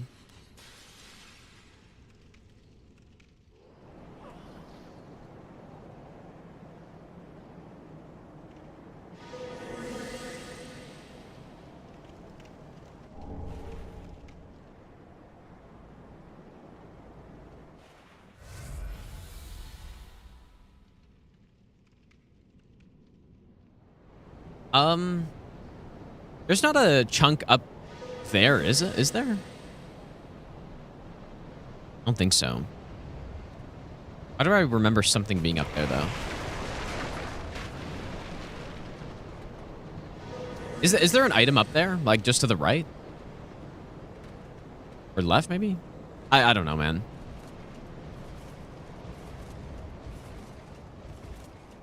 Thought I maybe remembered something being in one of these, but maybe not. All right, 7 princes. We will use. I mean, lightning's probably the best. Probably save that lightning for Osiris, though.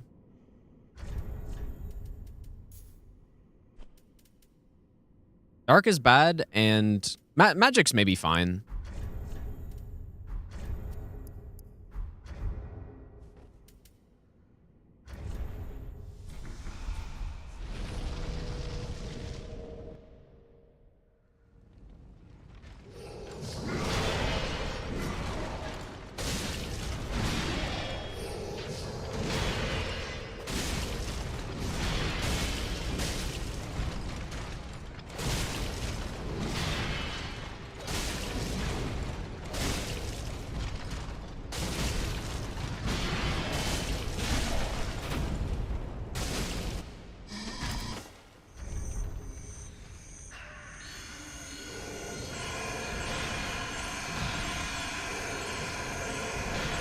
This actually reminds me, like as part of that Alienware sponsorship, they sent me some headphones that I've been using lately, and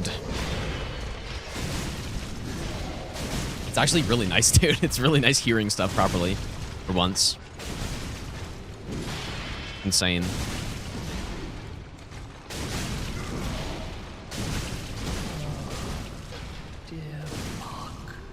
Because, yeah, I remember I lost a run to this attack one time because I used to go by the audio cue, and I think the speaker I was using at the time just, like... I don't know. I think it was directly behind me, and for some reason, I just didn't hear it. And, yeah.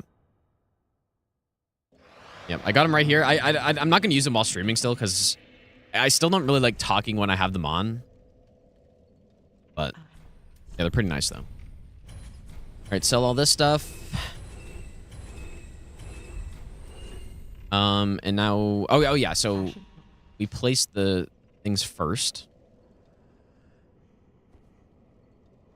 I don't use them all the time. I just don't like wearing headphones for the most part. I just don't like wearing them. But if I'm trying to hear stuff, it's obviously better.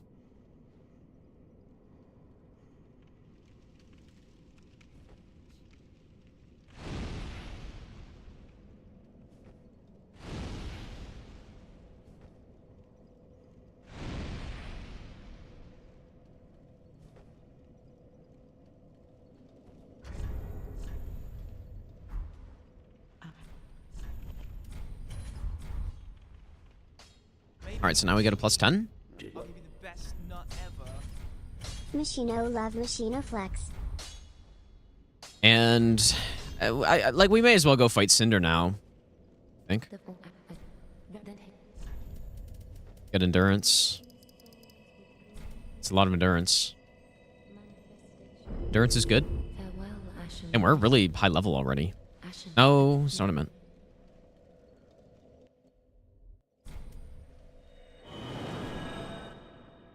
Maybe I should have bought some stuff there.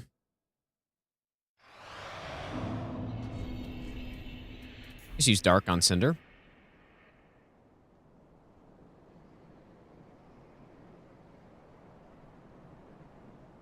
Yeah, I just don't like... I don't like wearing headphones. I don't really like wearing earbuds all that much. At least not for prolonged amounts of time. So I just simply don't.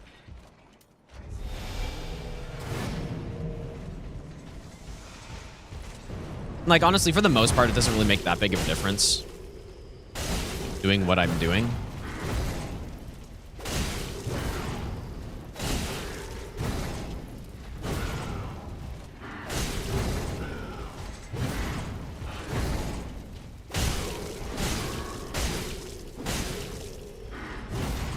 This is why endurance is good, because you can just attack Cinder constantly if you have a lot.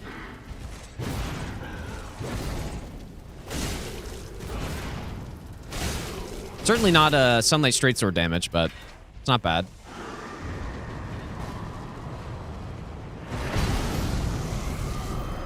Nice.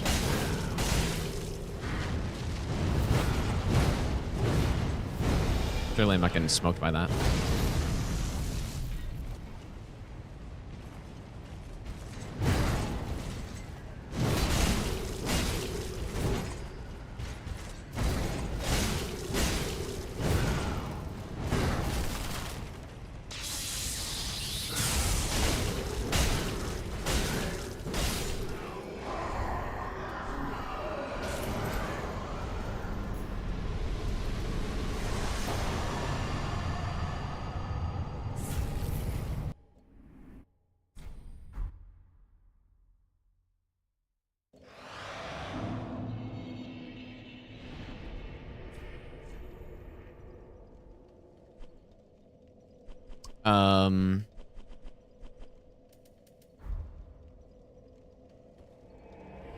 Sunlight Straight Sword has more damage. Well, it did on the build that I was using for the Sunlight Straight Sword route.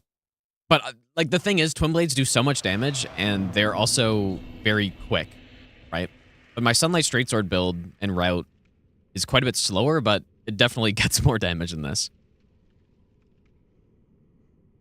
I mean, yeah, I feel like we're almost doing, like, 600 damage a hit, or maybe 550 per R1 with the Straight Sword. Which is very high, but I had a lot more buffs. I had Power Within going. I had Oath of Sunlight going. I had Lightning Blade.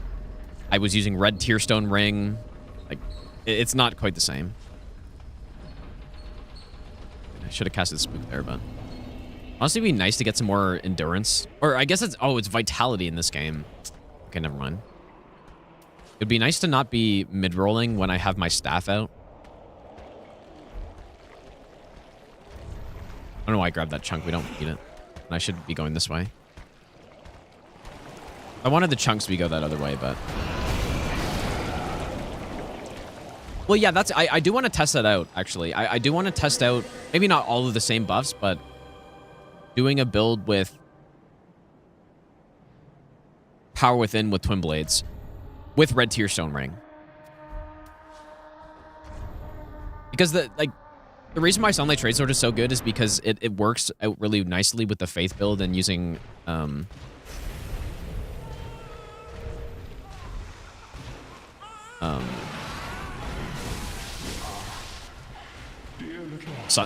Lightning Blade.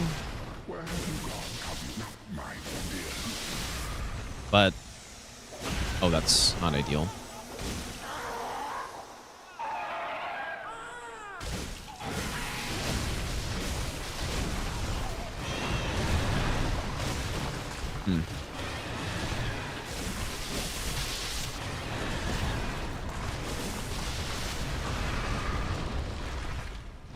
It's not really how you do it.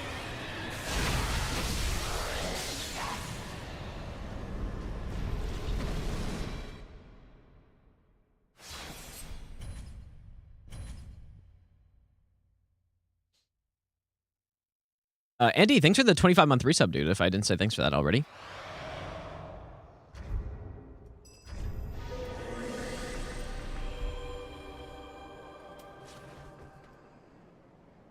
I wonder if going on the other side of this guy's better. Because he does just kind of just randomly swing at you sometimes.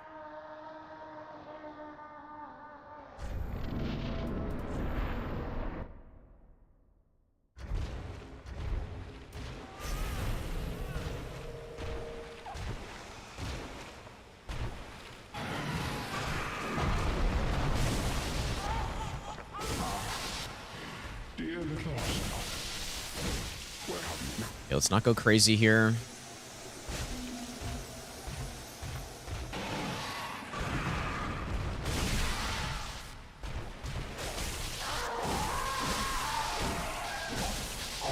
Holy shit, dude.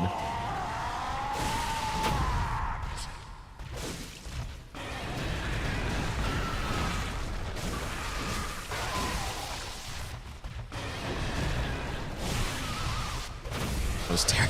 Oh my god. It's terrible.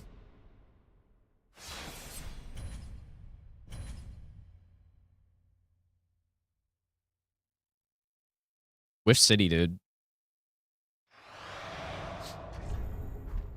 I'm gonna try going on the other side.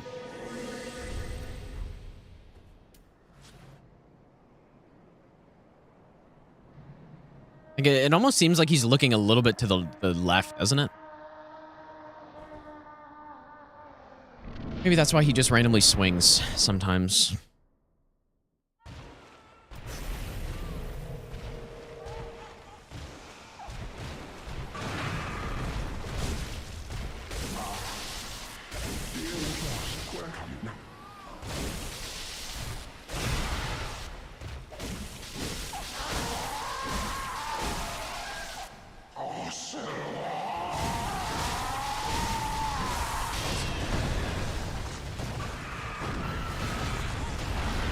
I'm really scuffing this, dude.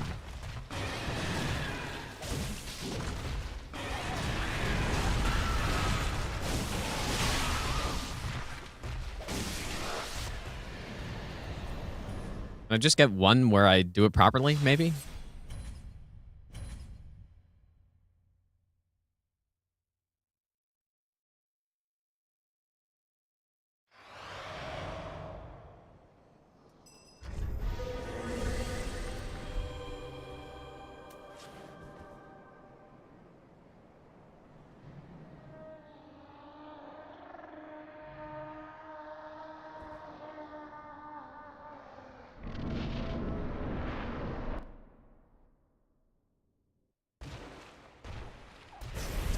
You know what, dude? I actually really think Power Within with Red Tearstone could work with this.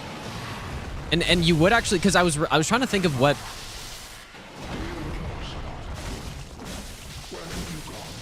Pyro Flame would you get, right? Because that was actually kind of a problem.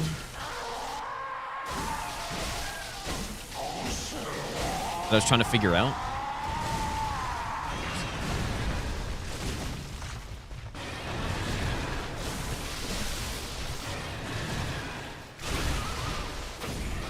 Okay, that was a terrible roll, and I got good RNG, but I mean, it's basically just... what was I saying? Yeah. Yeah, I think you just get the Parting Flame super early in the run. And it wouldn't even take that much extra time. It'd probably take like an extra 30 seconds, maybe.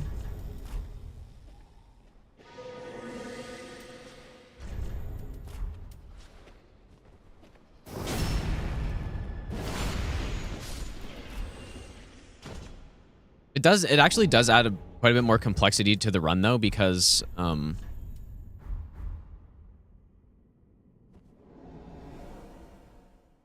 are all these, like, the HP setup is pretty specific with it. And then I would also want to get the Blessed Shield as well. And I think, oh, you know what I forgot too? Is that I totally forgot we upgraded the Blessed Shield. Like +7 or something like that. That'd be a little bit tricky to do.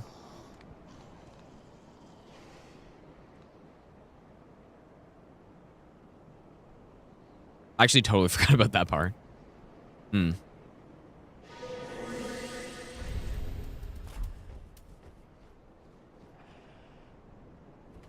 Yeah, +8. Yeah, that would be tough to do it when I'm already getting the Twinblades +10. It's a lot of chunks, man. I think you can get away with +7, but... Okay, how does this work again? I think we bundle.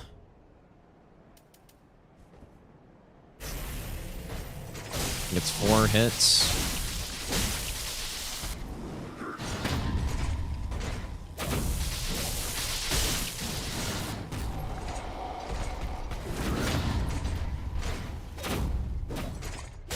That's not right. It worked out, but I think you're supposed to like do 2 and then stun him after or something like that. But I guess if we have +10, we can just keep swinging.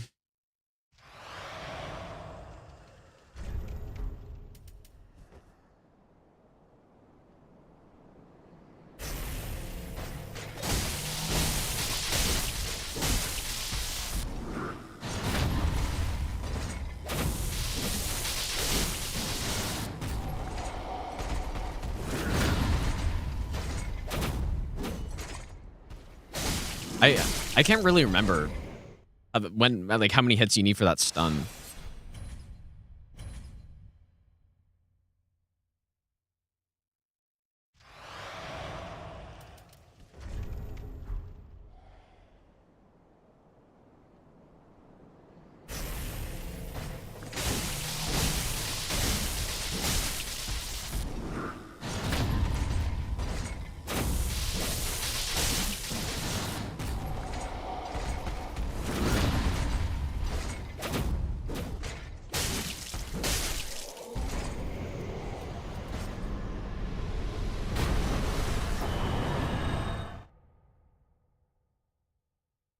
That works pretty nicely.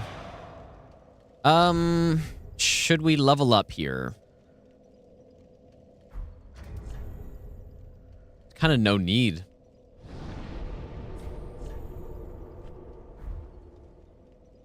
We'll level up after Nameless King.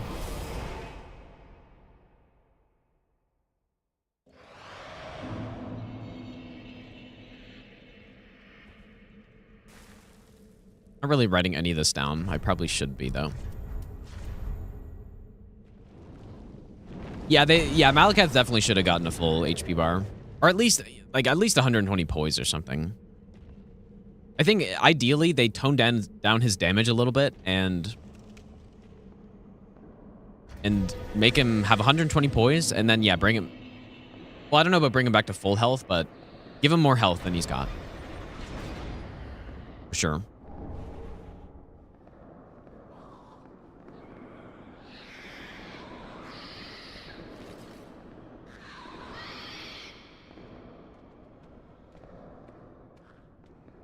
Yeah, same with Morgott, too. I think maybe they were worried with some of the more complex bosses they had that it would be too much or something. I don't know.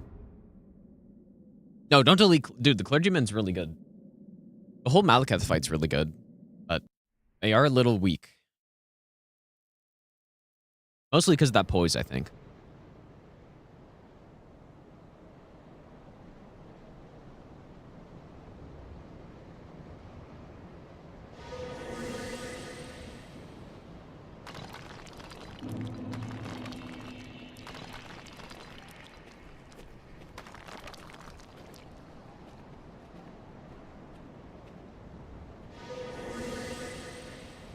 I wonder if this is enough Homeward Bones for the rest of the run.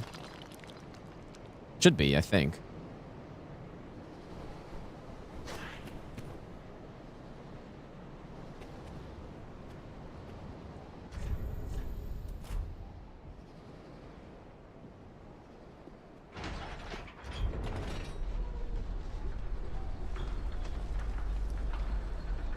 Some people quit the game because of Malekith as is. Yeah, but that's what I'm saying, like, tone down his damage.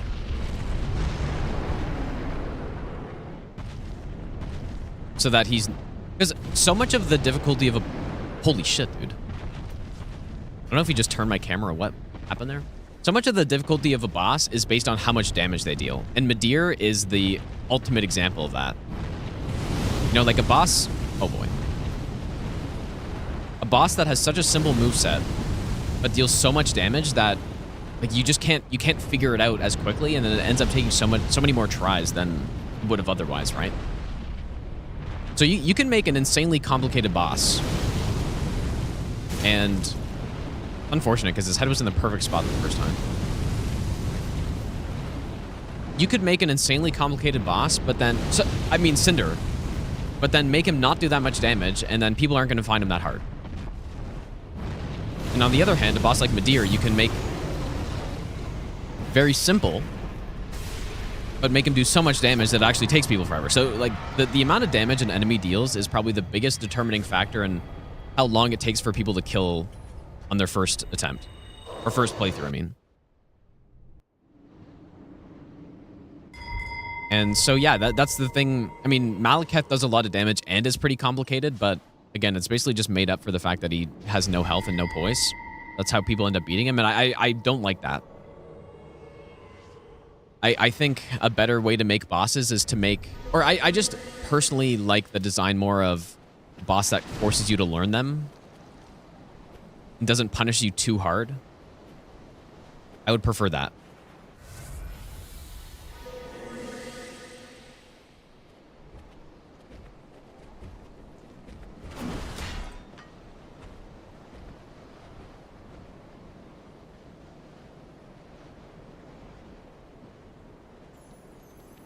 I guess because on fights are... Oh, wait. What is the strat I do here?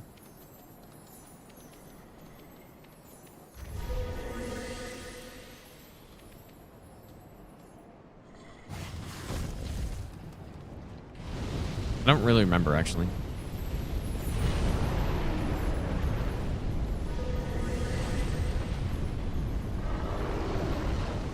Is that it?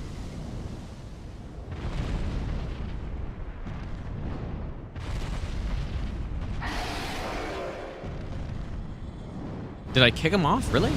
No, I don't think I kicked. I think it was definitely something like that. I don't remember exactly what, though. Just might have to go back and check my Sunlight Shade Sword run for a couple spots. Okay, that is what I was doing? Okay, nice. Yeah, so the Dragon Chaser's Ashes is... I don't know, like, I haven't kept up with the all bosses speedrun right at this point, but I think the glitchless run probably still would get those. That's what I used to do. Wow, I was very invisible right there. I have no buffs. Yikes. Should have bought some fire buffs. Oh shit, the boss has started.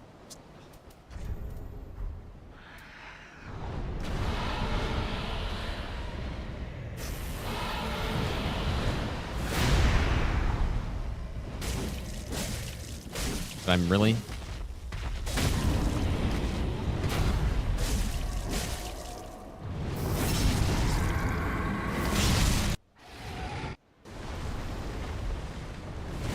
Really poison him. Nah, we can just go no buffs, I guess.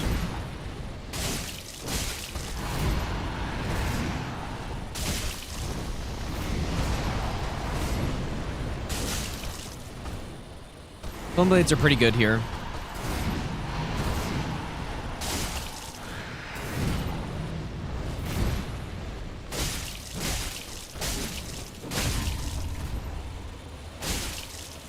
Did I mess up?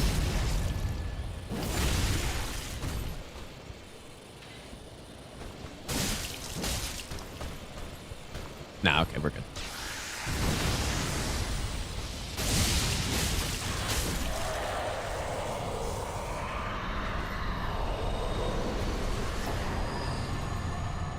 All right, now let's go level up.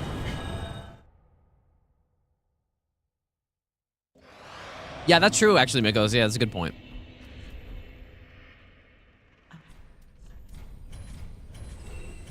think it was actually kind of similar to the +7 versus +6.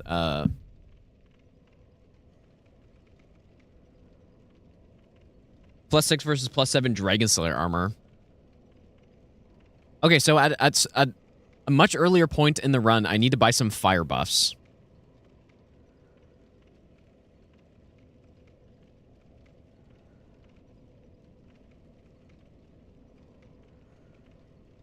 Right, an Aldrich split, I guess.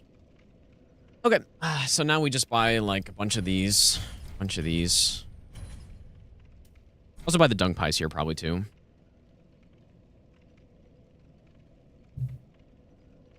Don't really plan on coming back here, I don't think.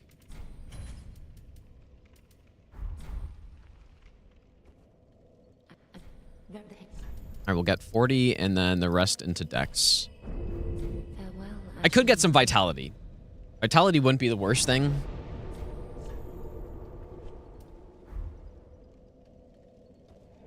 Yeah, they kind of scuff Nameless King and Night Rain, dude. It's the same with Dancer. Like, they tweak some things, and it just doesn't feel right.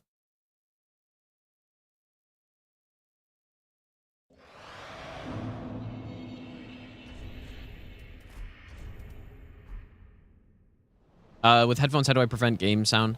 Well, it's based on the type of mic, and that's pretty much it, I guess. And, like, your mic settings, your noise gate, and all that stuff. Oh, just totally forgot to break it.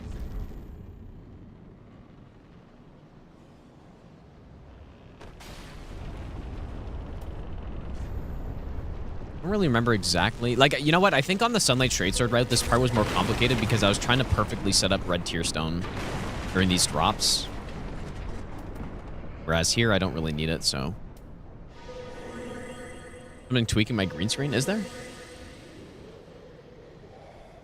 Like, on what part?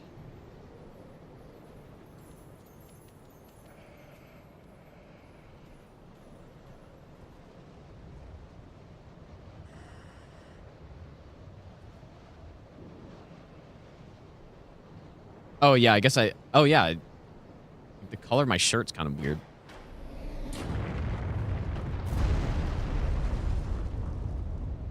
That's actually so weird.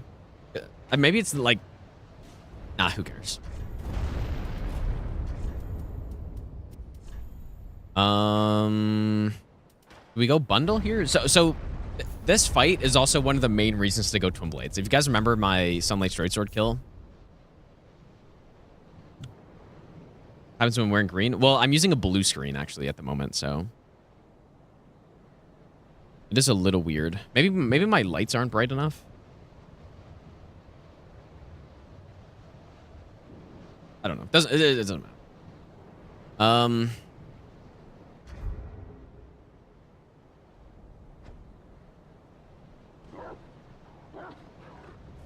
Was it doing that the whole time? I mean, it must have been. Nothing's changed, so...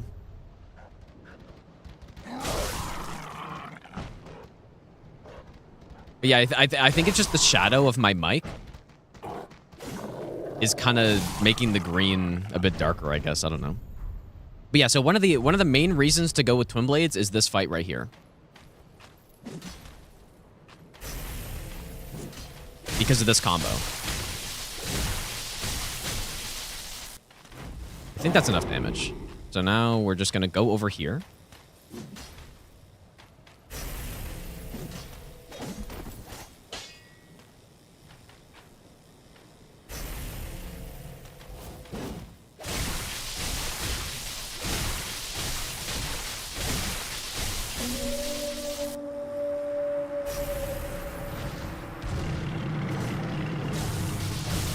Totally in the wrong spot for the wolf.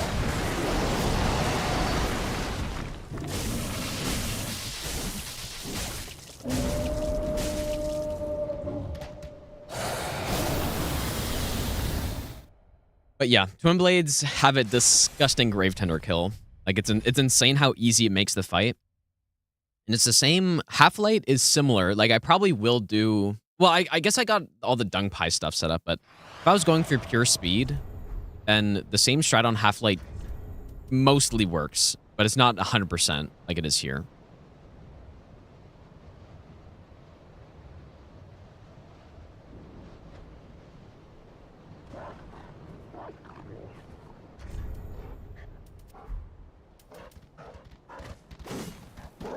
Kind of prefer the straight sword moveset for these wolves, though.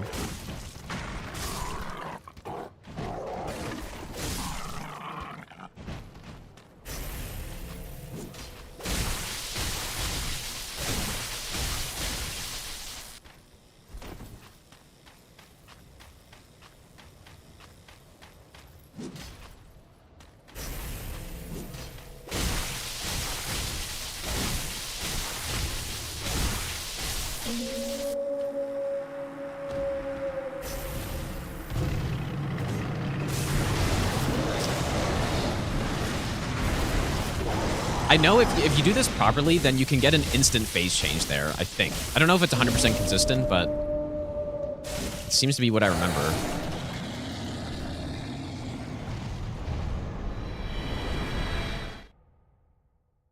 Zone Twinblades? Are you sure about that? How much you want to bet?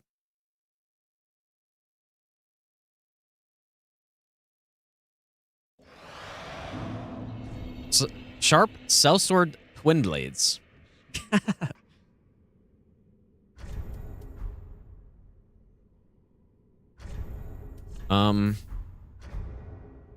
Our deck's at 48. Yeah, maybe that strat is with red tier stone or something. I don't know.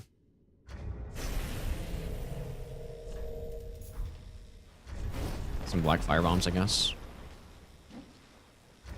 Our in-game time's at 1:31 at the moment, and we have been extremely slow to this point. Like, a real run would probably be about 15 minutes faster than this, I want to say. 10 to 50.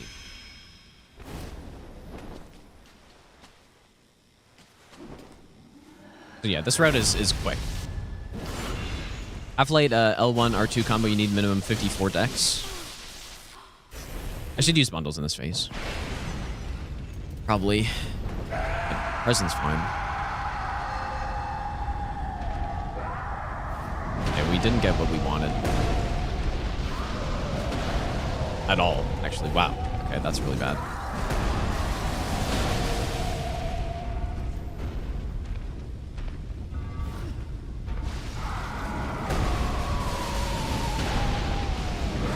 For no hit, it's best to just be patient in this part.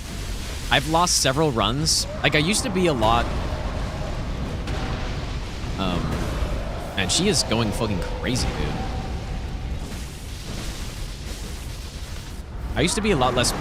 well, not even less patient, but I was annoyed that things were taking longer than they should have, and so I'd get aggressive here, and it just never worked out, basically. I've done the same on Abyss Watcher several times. Which is, I'm annoyed that they give me bad RNG and I just dive in and just die or something. So, yeah, in this case, we just simply take the extra, like, insane time loss.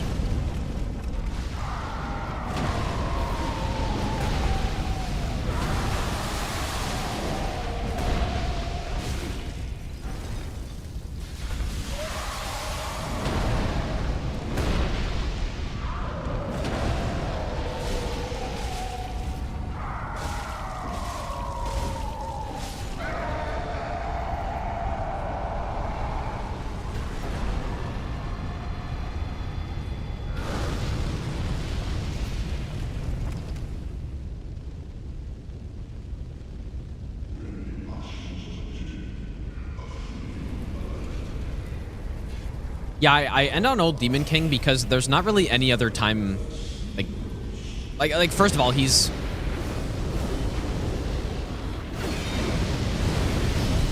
probably the easiest boss in the whole run.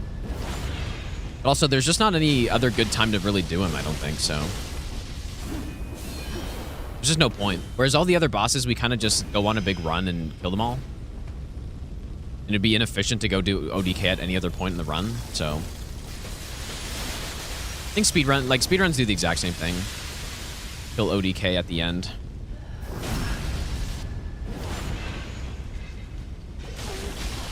Pretty sure when I did this with Sunlight Straight Sword, I think it was 2 backstabs, if I'm not mistaken.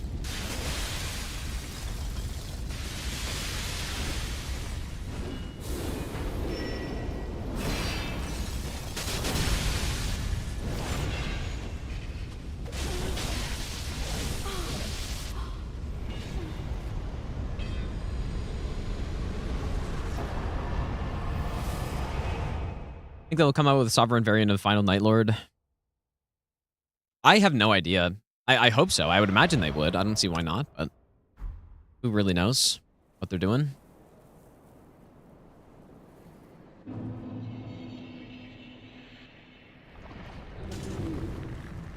I just use OBS filters, Ulo, dude. But yeah, I think like a lot of it's the mic as well. In my audio interface, I have a Roland VT4, Shure SM58. And so that's got its own noise gate on it as well, plus some like OBS settings as well. And plugins.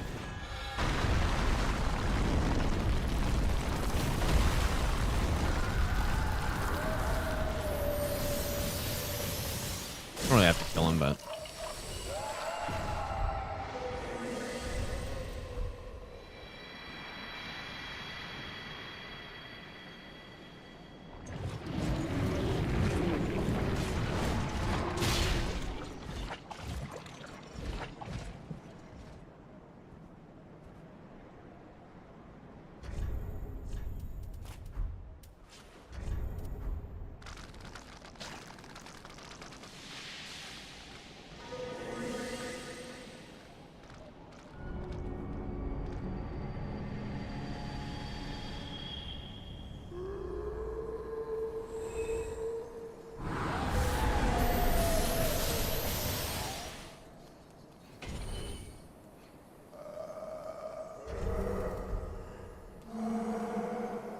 So chill with Hidden Body coming through these sections, dude.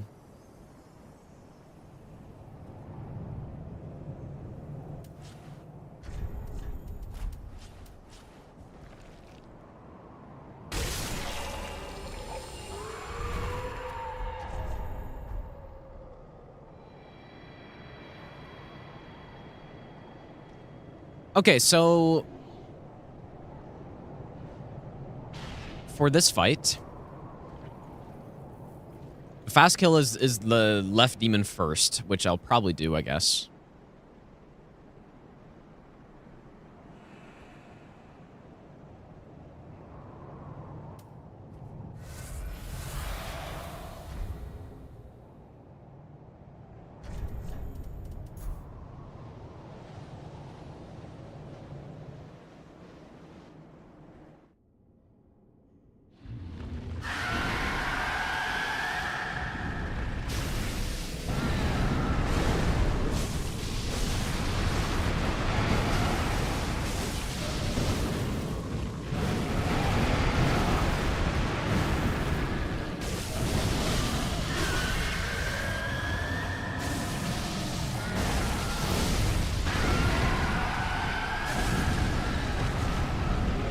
Ah, not the best.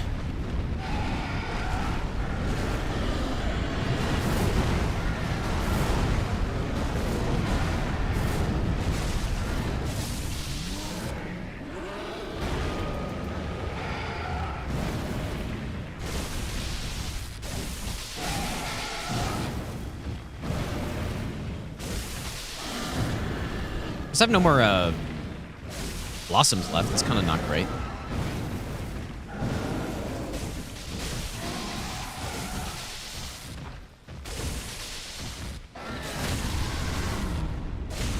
This positioning is highly questionable.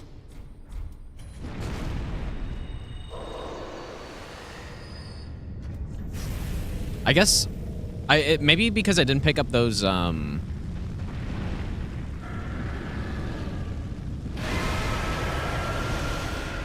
ones in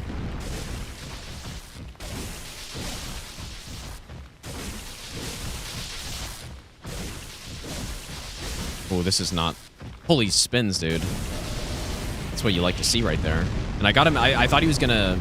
Uh-oh. Oh, boy.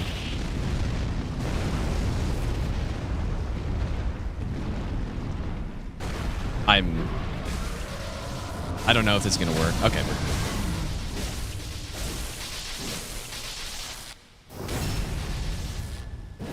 Whiff City, dude. But yeah, so... the whole thing with this kill is that you want to get the stun when he's doing this fire orb attack and then kill him here. If you don't, you run into a bit of a problem, especially if you don't have skulls. That was pretty good. Really good spins there, actually. I don't know if I've gotten that many rotations of spins before. Wonder if the wall helped. Yeah, killing the other one first is better for long kills. If you're doing short kills, though, and you're going for speed, definitely the way I just did is better. I should probably practice that a bit more later, too.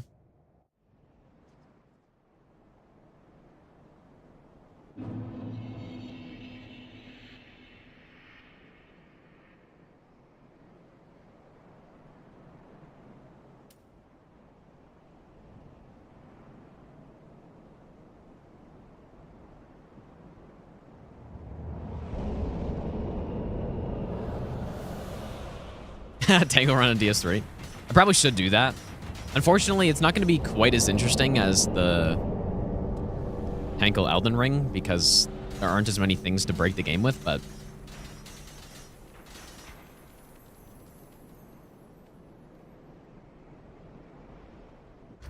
$141.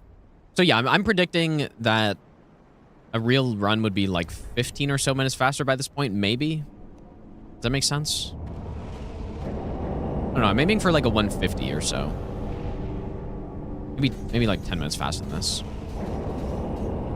Many of us are by the fire.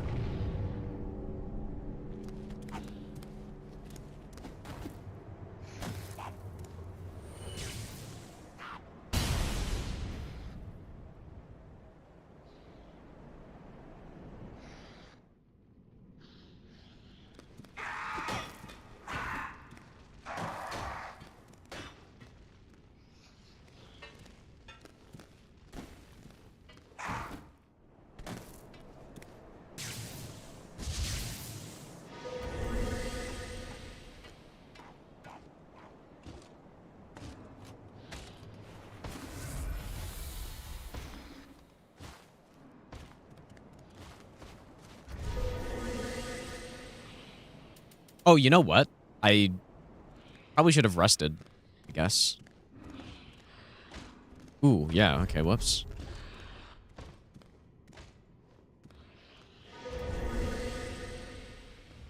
I guess it's all right. We can...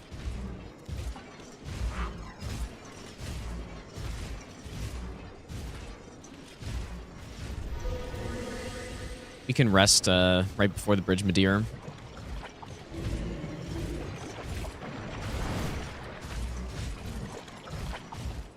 This is what, like, I guess I was wondering if I needed to get more Estus shards on this run. This is kind of the part where we would need them, maybe.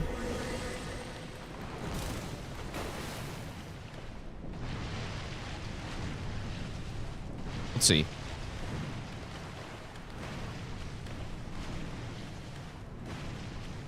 Reads YouTube chat like 10% of the time. Probably less, to be honest. Like, I honestly, at this point in time, I just miss massive amounts of chats, dude. Especially when I'm doing something like this that requires a bit more focus.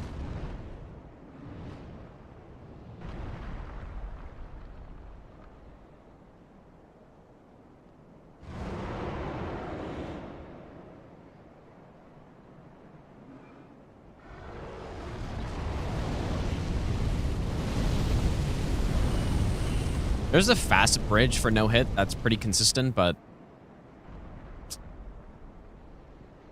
it's a little risky, maybe.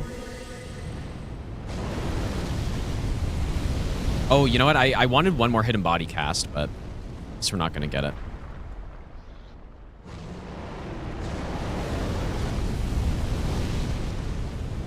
It's fine.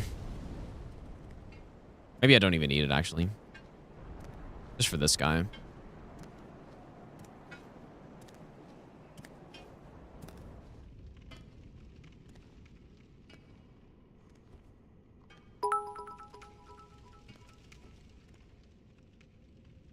Elfman, thanks for the 100 bits, dude.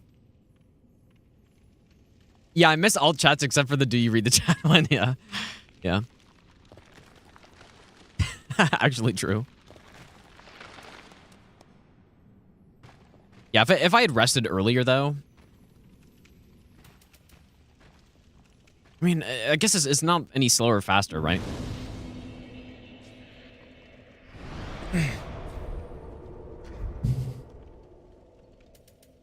All right, bundles here.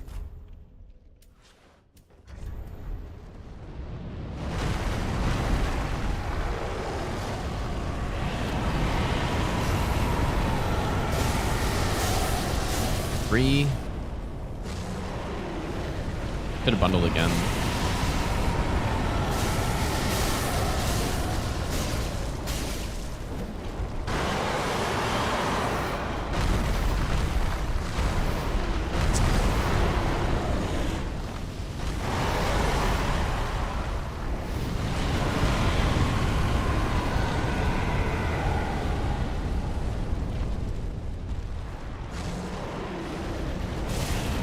Yeah, I was still a couple hits off there, so... I mean, surely I can get the quick one with this build, though.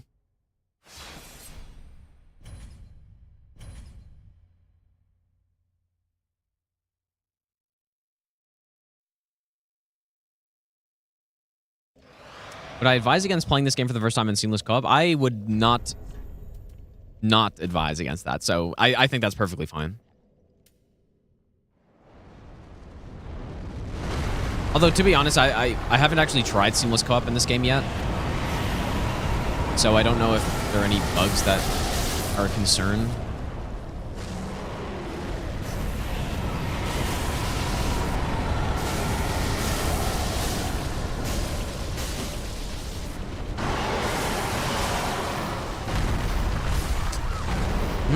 Interesting. There's no way I can't get the kill. Might have been one hit away there.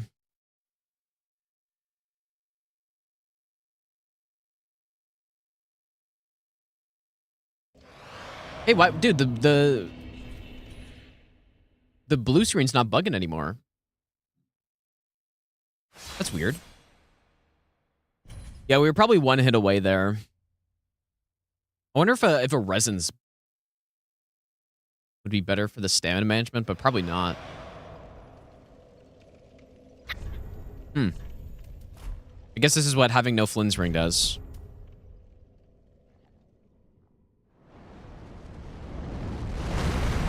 Because it does save quite a bit of time if you can get the quick kill here. You know what? There's actually an alternative, too.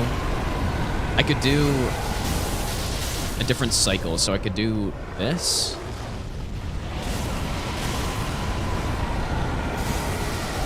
Like, basically just make it so that he doesn't go into Scream.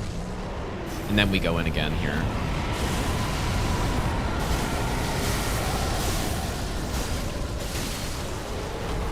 That's what we do.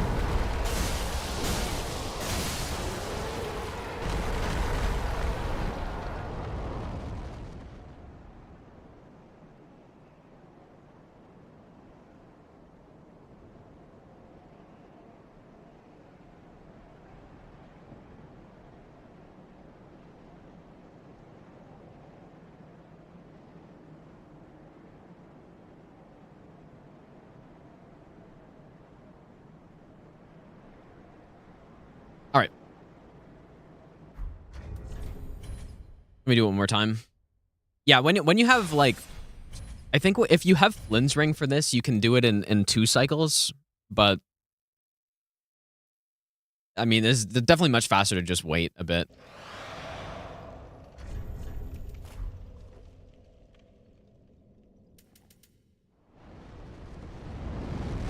I'm missing this whole Gloria thing. I haven't seen a single chat from this person yet, dude. I don't know how.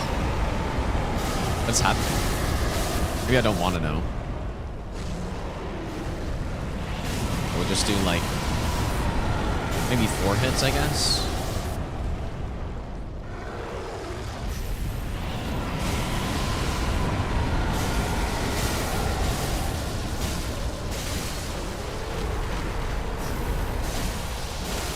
Beautiful.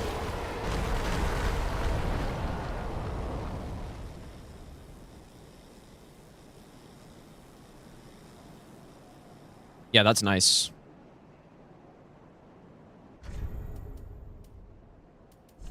Really need some green blossoms, though, dude. Could I have bought any? I can't really remember if you can just buy them. Big YouTube issue right now. Is it a bot? I mean, bots are... I wouldn't say just right now. Bots have been an issue on YouTube for a while. Gloria's a big fan. Interesting. How's it going, Matt? All right, now we get this grace. You know what? It's actually probably slower to get the grace now. Or the bonfire now, now that I think about it. Because we could just open the door and then Homeward Bone. Actually, especially if I'm just going to go straight to Midir. Because then I don't really need to go back unless I just want to level up. We probably should level up one more time. We got 300k. No, I'm not. Well, I'm not ignoring the chat. It's just I'm busy, I guess. Like, I don't know. I'm playing the game. Farewell, Ashen One. Not a bot. Okay. Anyways.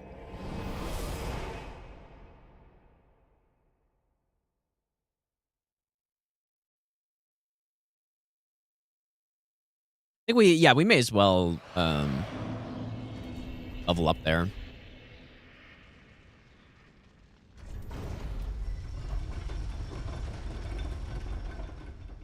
Ooh, Chloranthy +3 is really good. But I guess I'm just not going to get it for Midir. I probably don't need it for him anyways.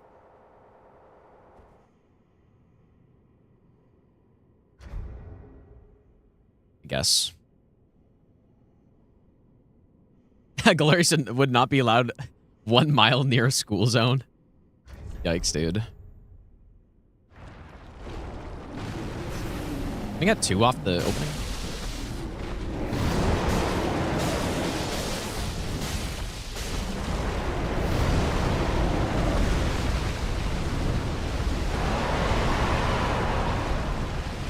Get a hit off there, but 3, I think.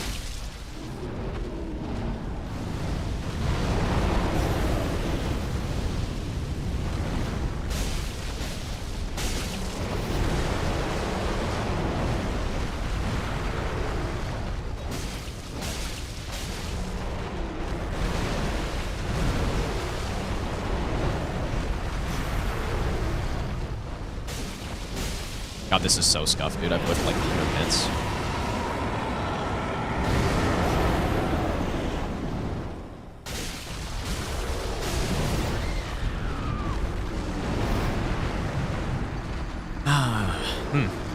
Not great. I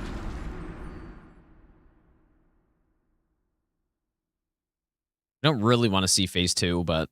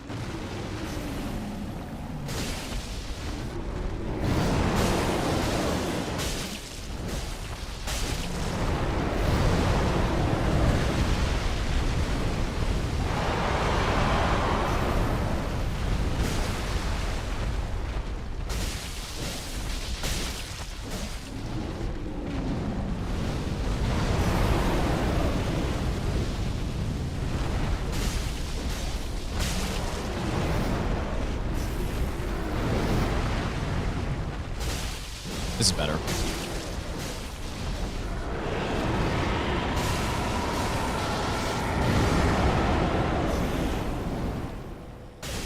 There we go. That was better.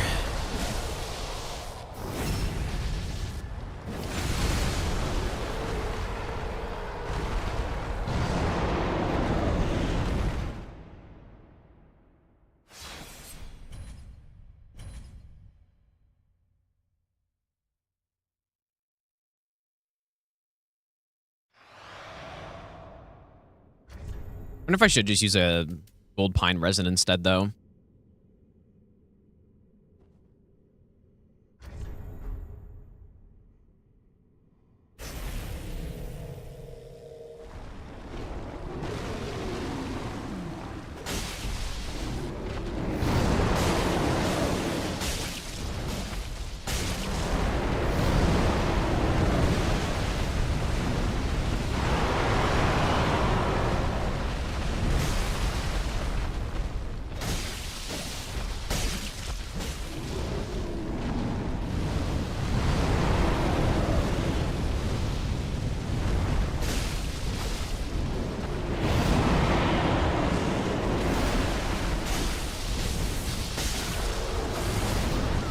Okay, maybe I'm going a little insane here, dude.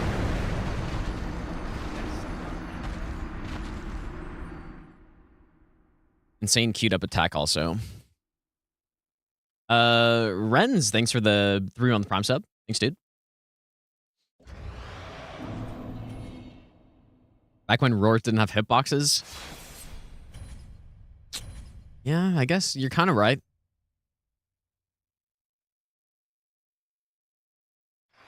You're kind of right, dude, actually. I can't think of a single Roar hitbox in this game. I guess I mean, surely I'm forgetting something. The Yorm's got like a stomp thing. Kind of just a stun. Can I do an R1 here? Ah. Oh. Club. Well, yeah, but that's different though.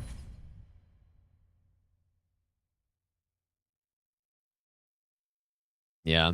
I don't know. Elden, like, I still think this. Since the game came out, I thought the same thing.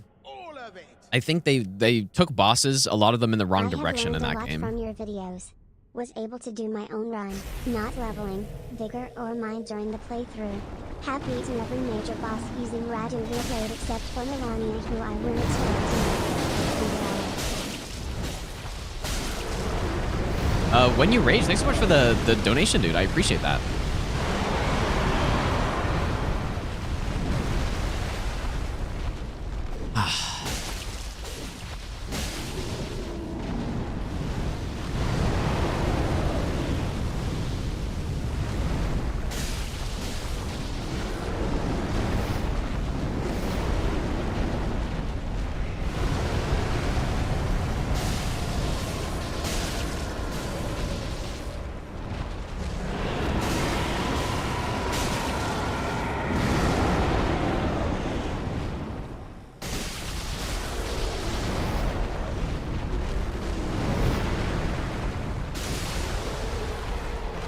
One whiff.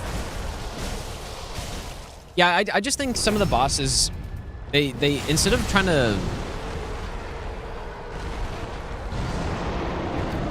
I guess sometimes simple isn't bad, you know,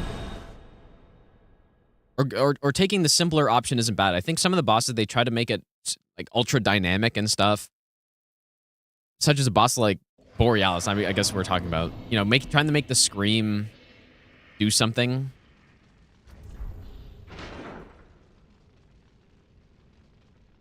I think it's in an attempt to try to make the boss feel like, yeah, more dynamic and there's more going on. But it kind of just doesn't work well at all. And stuff like, I think the fire deflection is also another side effect of that, sort of.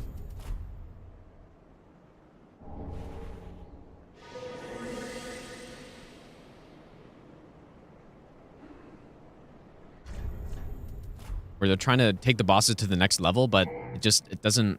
I mean, that being said, though, a lot of the Elden Ring bosses are top tier, really good.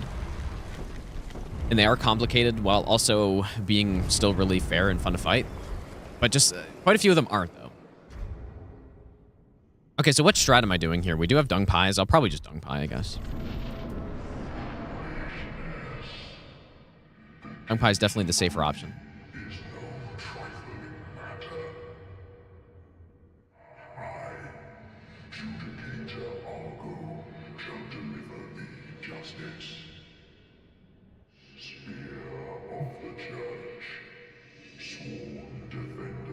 So yeah, I like even the good bosses that are in the DLC. Boss like Bale, who I quite like. I think there's too much. It's actually too much.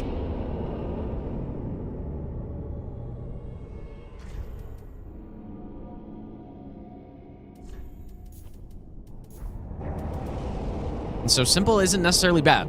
You know, just toning things down a little bit. Should put on my armor.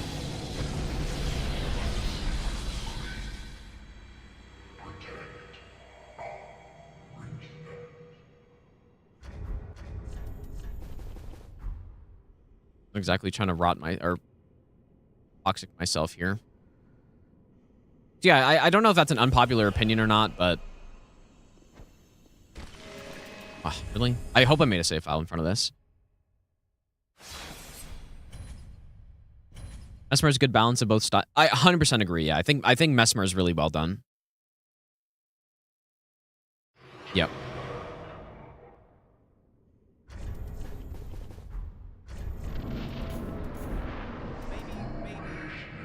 Yeah, Mesmer is Nothing clever to really, say. really good. That's how it's done. I think Midra's good too. Those bosses kind of, especially Midra.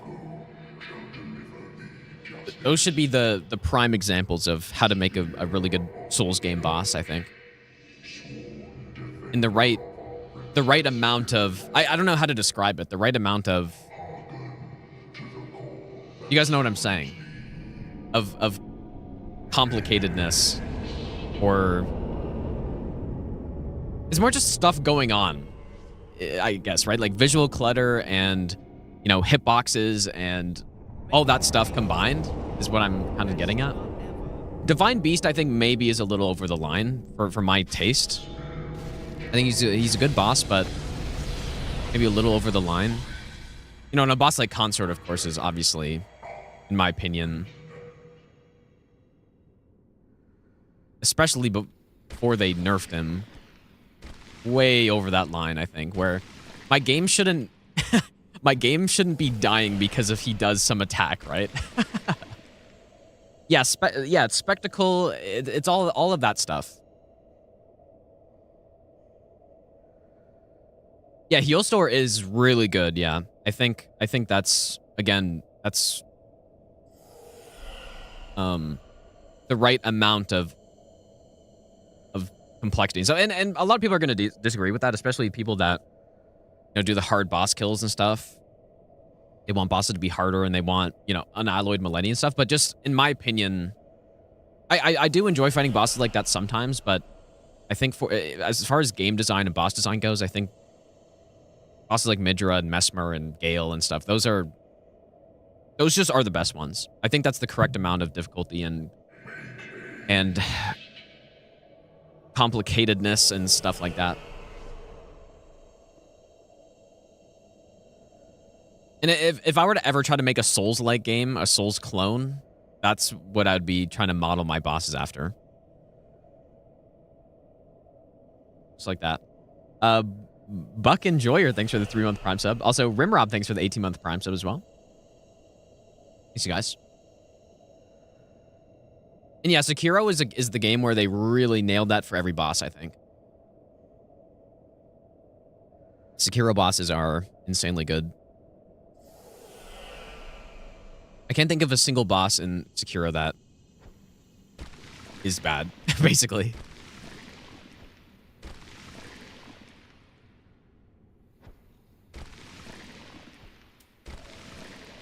Guess I really didn't need this blooming. I think I only got it because I wasn't sure if I was going to use Red Tearstone Ring or not.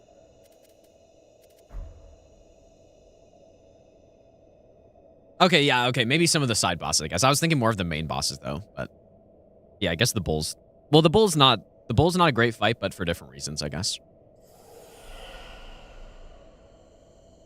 I think Millennia's a good Souls design boss. I don't think so. I think Millennia is too far over the line, probably, of the bullshittery. But that being said, I still really like the fight, because is what I was saying earlier. I do like fights that are complicated as well.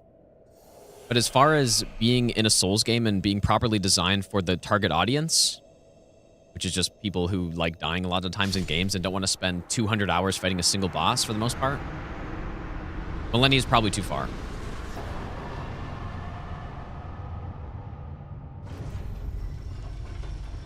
Whereas bosses like Midra and Mesmer and, you know, those are tough bosses, but they're the correct amount of difficulty and stuff.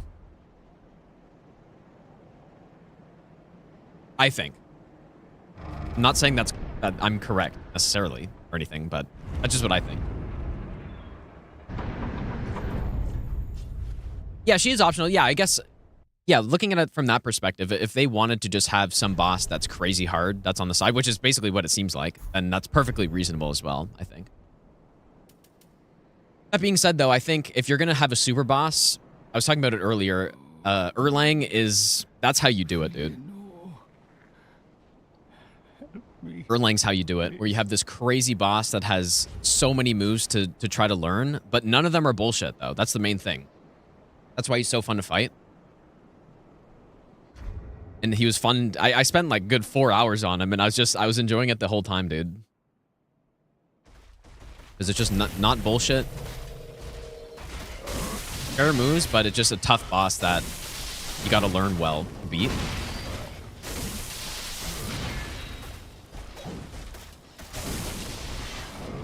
I wonder if I should use poison here. What am I doing? Oh my god. Really blasted myself there.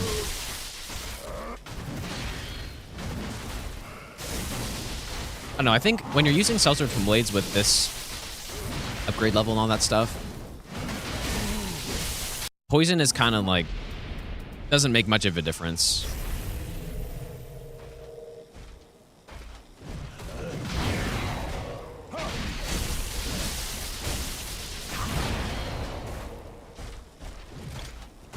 You know what? Actually, when I was doing Sunlight Straight Sword, I can't remember how I was dodging that move.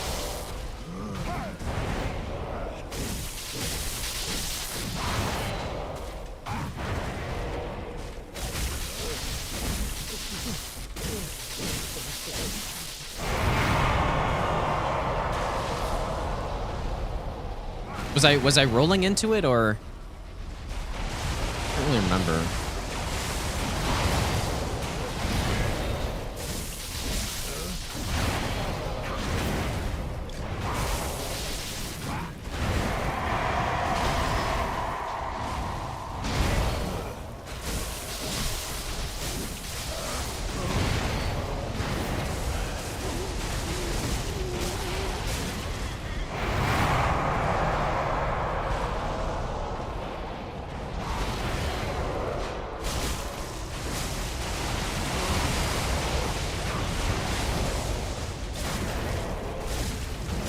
Oh, that was so stupid, but...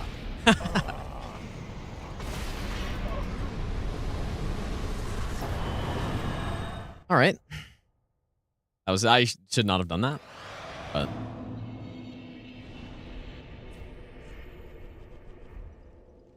Yeah, don't do that. Yeah, do not greed. Don't greed. Very bad idea. Yeah, like, I didn't even know if he was going to die from that either.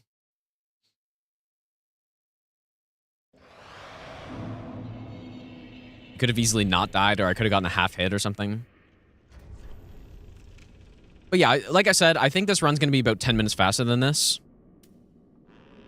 Probably. Oh, that's death.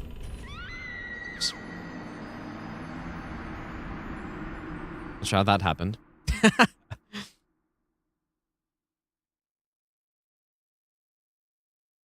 So yeah, we should be looking at around a 150. I'm guessing.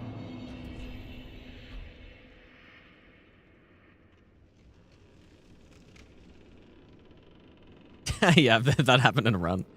Yeah, that would suck. Be a pretty dumb way to lose a run.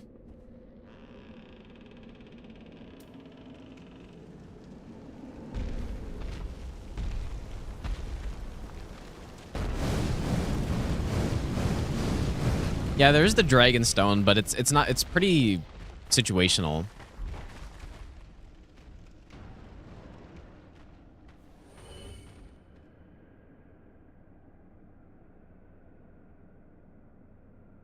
Yeah, this run takes as long as Elden Ring setup. Yeah, you know, that's what I really miss about doing no-hit runs in the older Souls games is that it doesn't take you... Or it's constant action, right? There's never a point in the run at which I'm just running through an area and not having to pay attention to anything. That does not happen.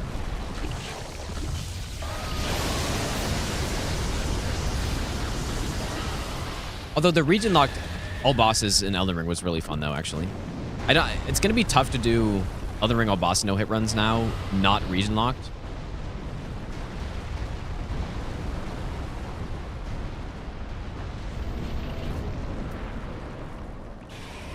I don't know what the best is on ODK, but...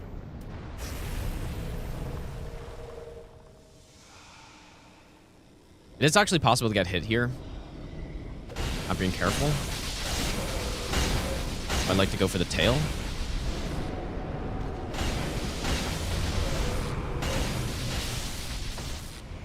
See, he can step on you, so... Okay, well... That's pretty much just the route that I did years ago that I came up with for an efficient all boss no-hit route. The only difference was no Dragon Chaser's Ashes and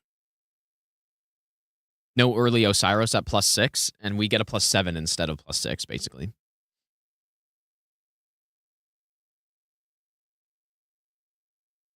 So... Oh, yeah, I guess, yeah, hidden body as well. Yeah, true. Probably should do that Gale again. I'm gonna have to practice the fights a little bit again, just to de-russet them, I guess. Or mostly just with Twinblades. Demadir with Twinblades could be cleaner.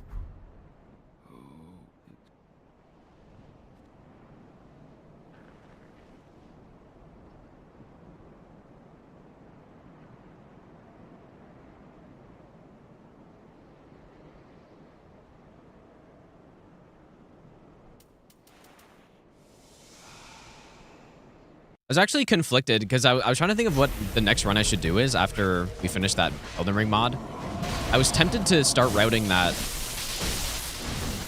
all bosses level 1 or whatever it was going to be, testing out that level 1+0 all bosses or something like that.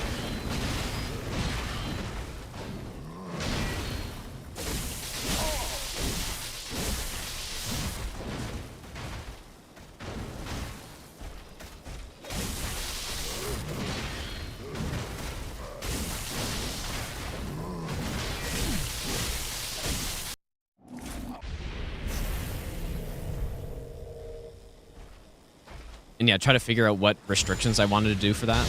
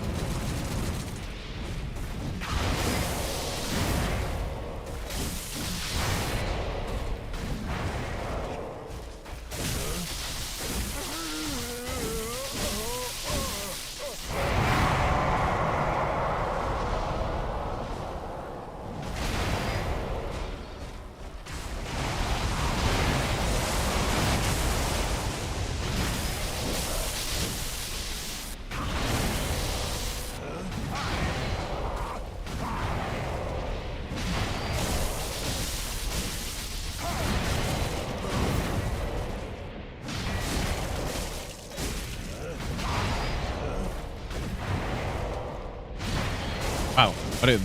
I don't think I've ever seen that good of RNG before. Actually, that's crazy. That was insane, dude.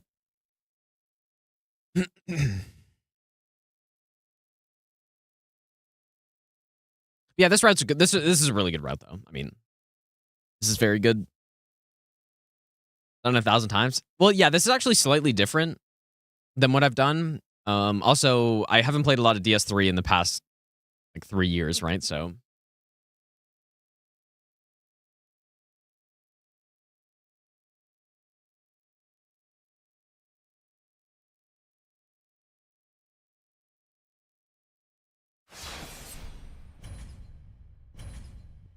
Night Rain later? Probably not. I mean, this is probably going to be a pretty short stream today. But yeah, next game, I think I'm going to go back to Dark Souls 1 after this, I think. You rest on that Dark Souls 1 run.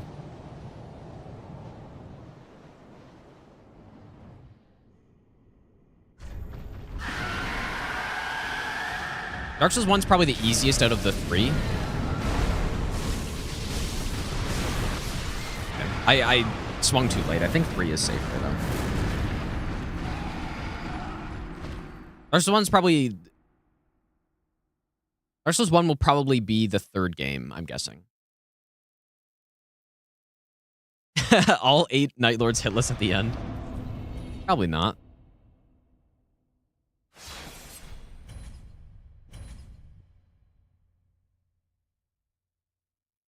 Yeah, DS1's probably the easiest. It's the run we get the strongest on. And Elden Ring will probably be last. Guess. But we'll see. I don't know.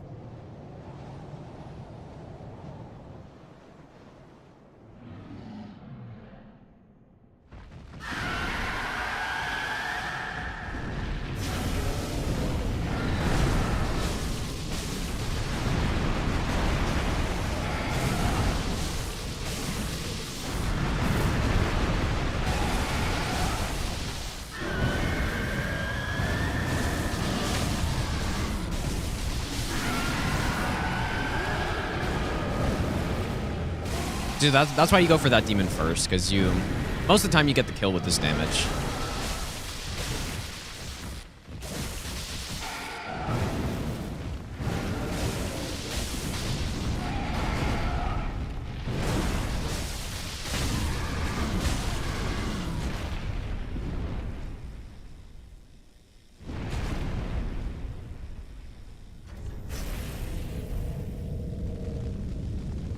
Got so tilted about ISP DLC.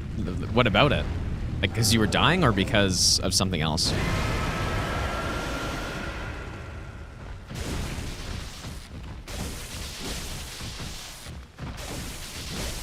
Ooh, that's bad. That's not a good cycle right there.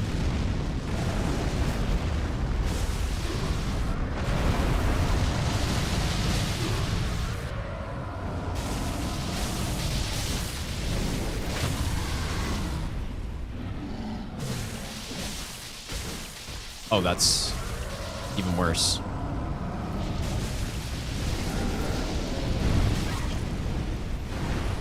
That's not how it's done.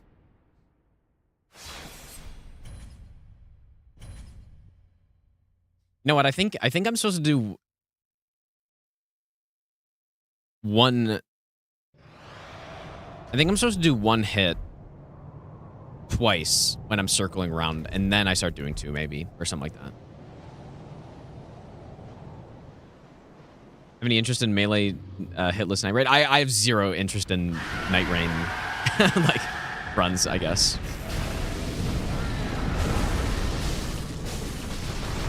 No, the game's fun, but it's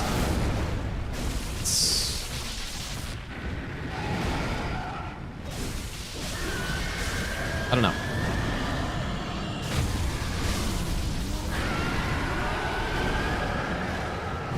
I'd much rather just do runs in the Souls games, which I have, plenty of runs that I would like to do, so.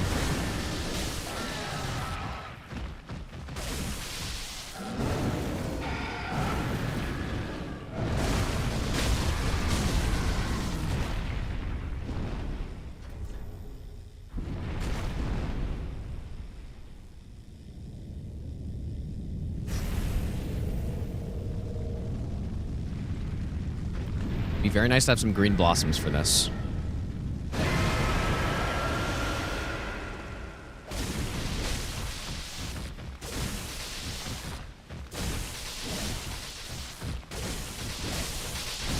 Yeah, that was better. Not perfect, but still better. That was not good.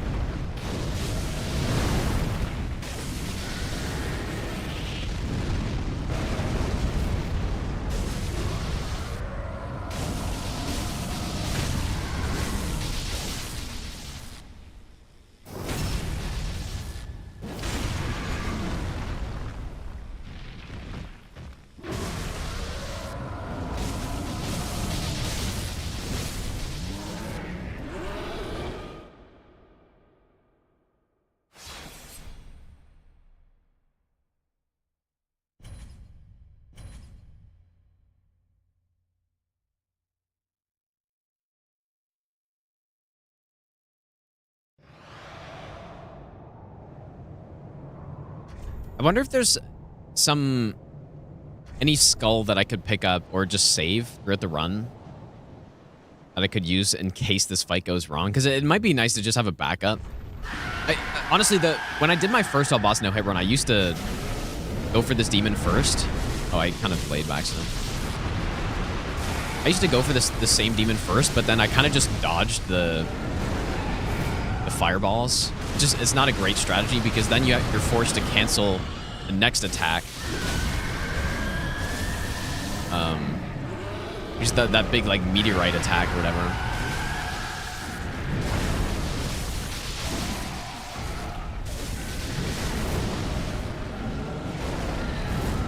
Yeah, I really like Night Rain, but I don't have any interest in doing any type of no hit runs in it. Like, I like the game though. I honestly though, for me at this point, it has kind of already gotten old, I think, which is about what I expected. I said I wasn't expecting to put more than 200 hours into it, which I actually did. Played it for about 250 hours at this point, but maybe I do 2 and then I do 1.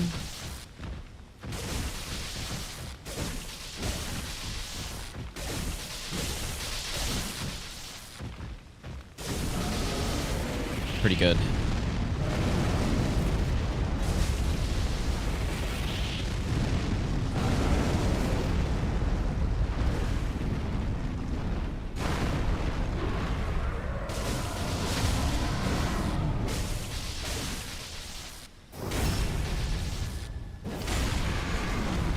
I don't know if my damage is high enough here. I whiffed a hit.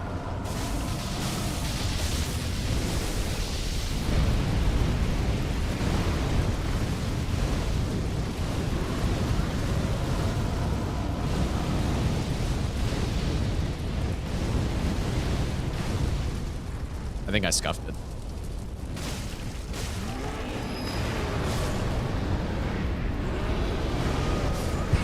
Shit. Oh boy.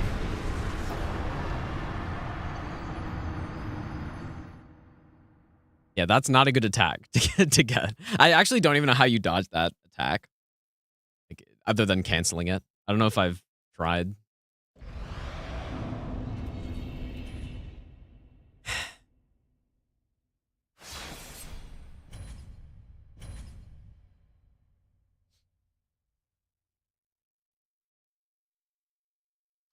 Live Speed DLC. Yeah, I definitely still have to play it. With max defense, hearts, and 60 vig, every mob 1 or 2 shots.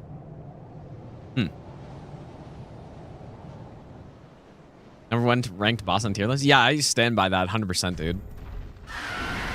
Just because I died doesn't mean the boss is bad. A little early.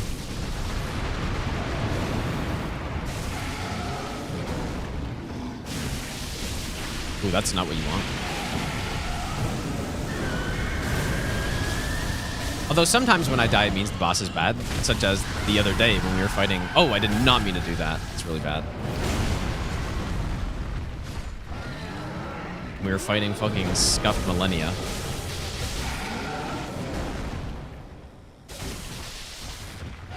It's actually so funny too, because on the kill, when I did eventually kill her, she what is this loop? On the run that I eventually killed her, it was the most bugged that she was out of any of the attempts I did, I think. It was so bad, dude. She did a waterfowl that lasted almost, it felt like a minute. It might have been maybe 30 seconds or something, but it's still insane, dude.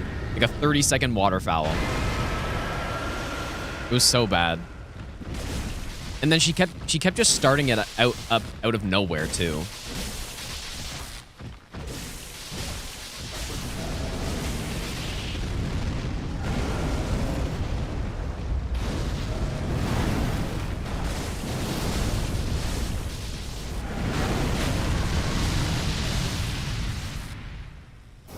This is bad again. Why does my damage seem kind of shitty, dude?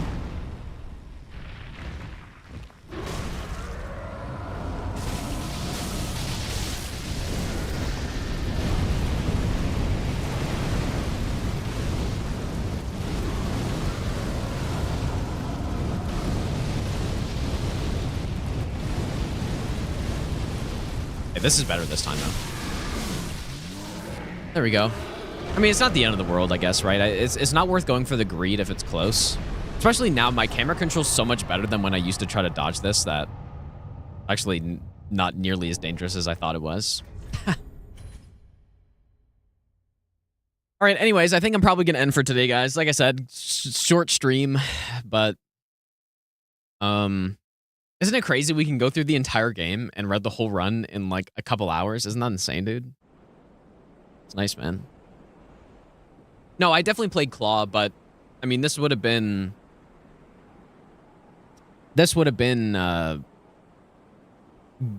like only a couple 100 hours or less after I started using it. I'm not to mention my game was probably at like 50 FPS the whole time and stuff. It just, I don't know. My setup wasn't as good before, of course. But yeah, have a good weekend, you guys. I may stream one day, like maybe, surely I'll stream tomorrow or something. I don't know. Maybe. But yeah, I'll do some more practice on this, like maybe some Discord streams or something. I'll get that DS1 video up and start remembering that route. I don't really think I don't think I would change anything but that DS1 route because I don't know. It's really good. It's a really good route, I think, so. But yeah, DS2, there could be some changes, though. Because I came up with that route for DS2, like, probably at least 4 years ago at this point. So maybe there could be something better now. But yeah, have a good weekend, you guys. Maybe I'll try to stream tomorrow, but I'm not guaranteeing anything. But yeah, I'll see you guys next stream, and take care, you guys.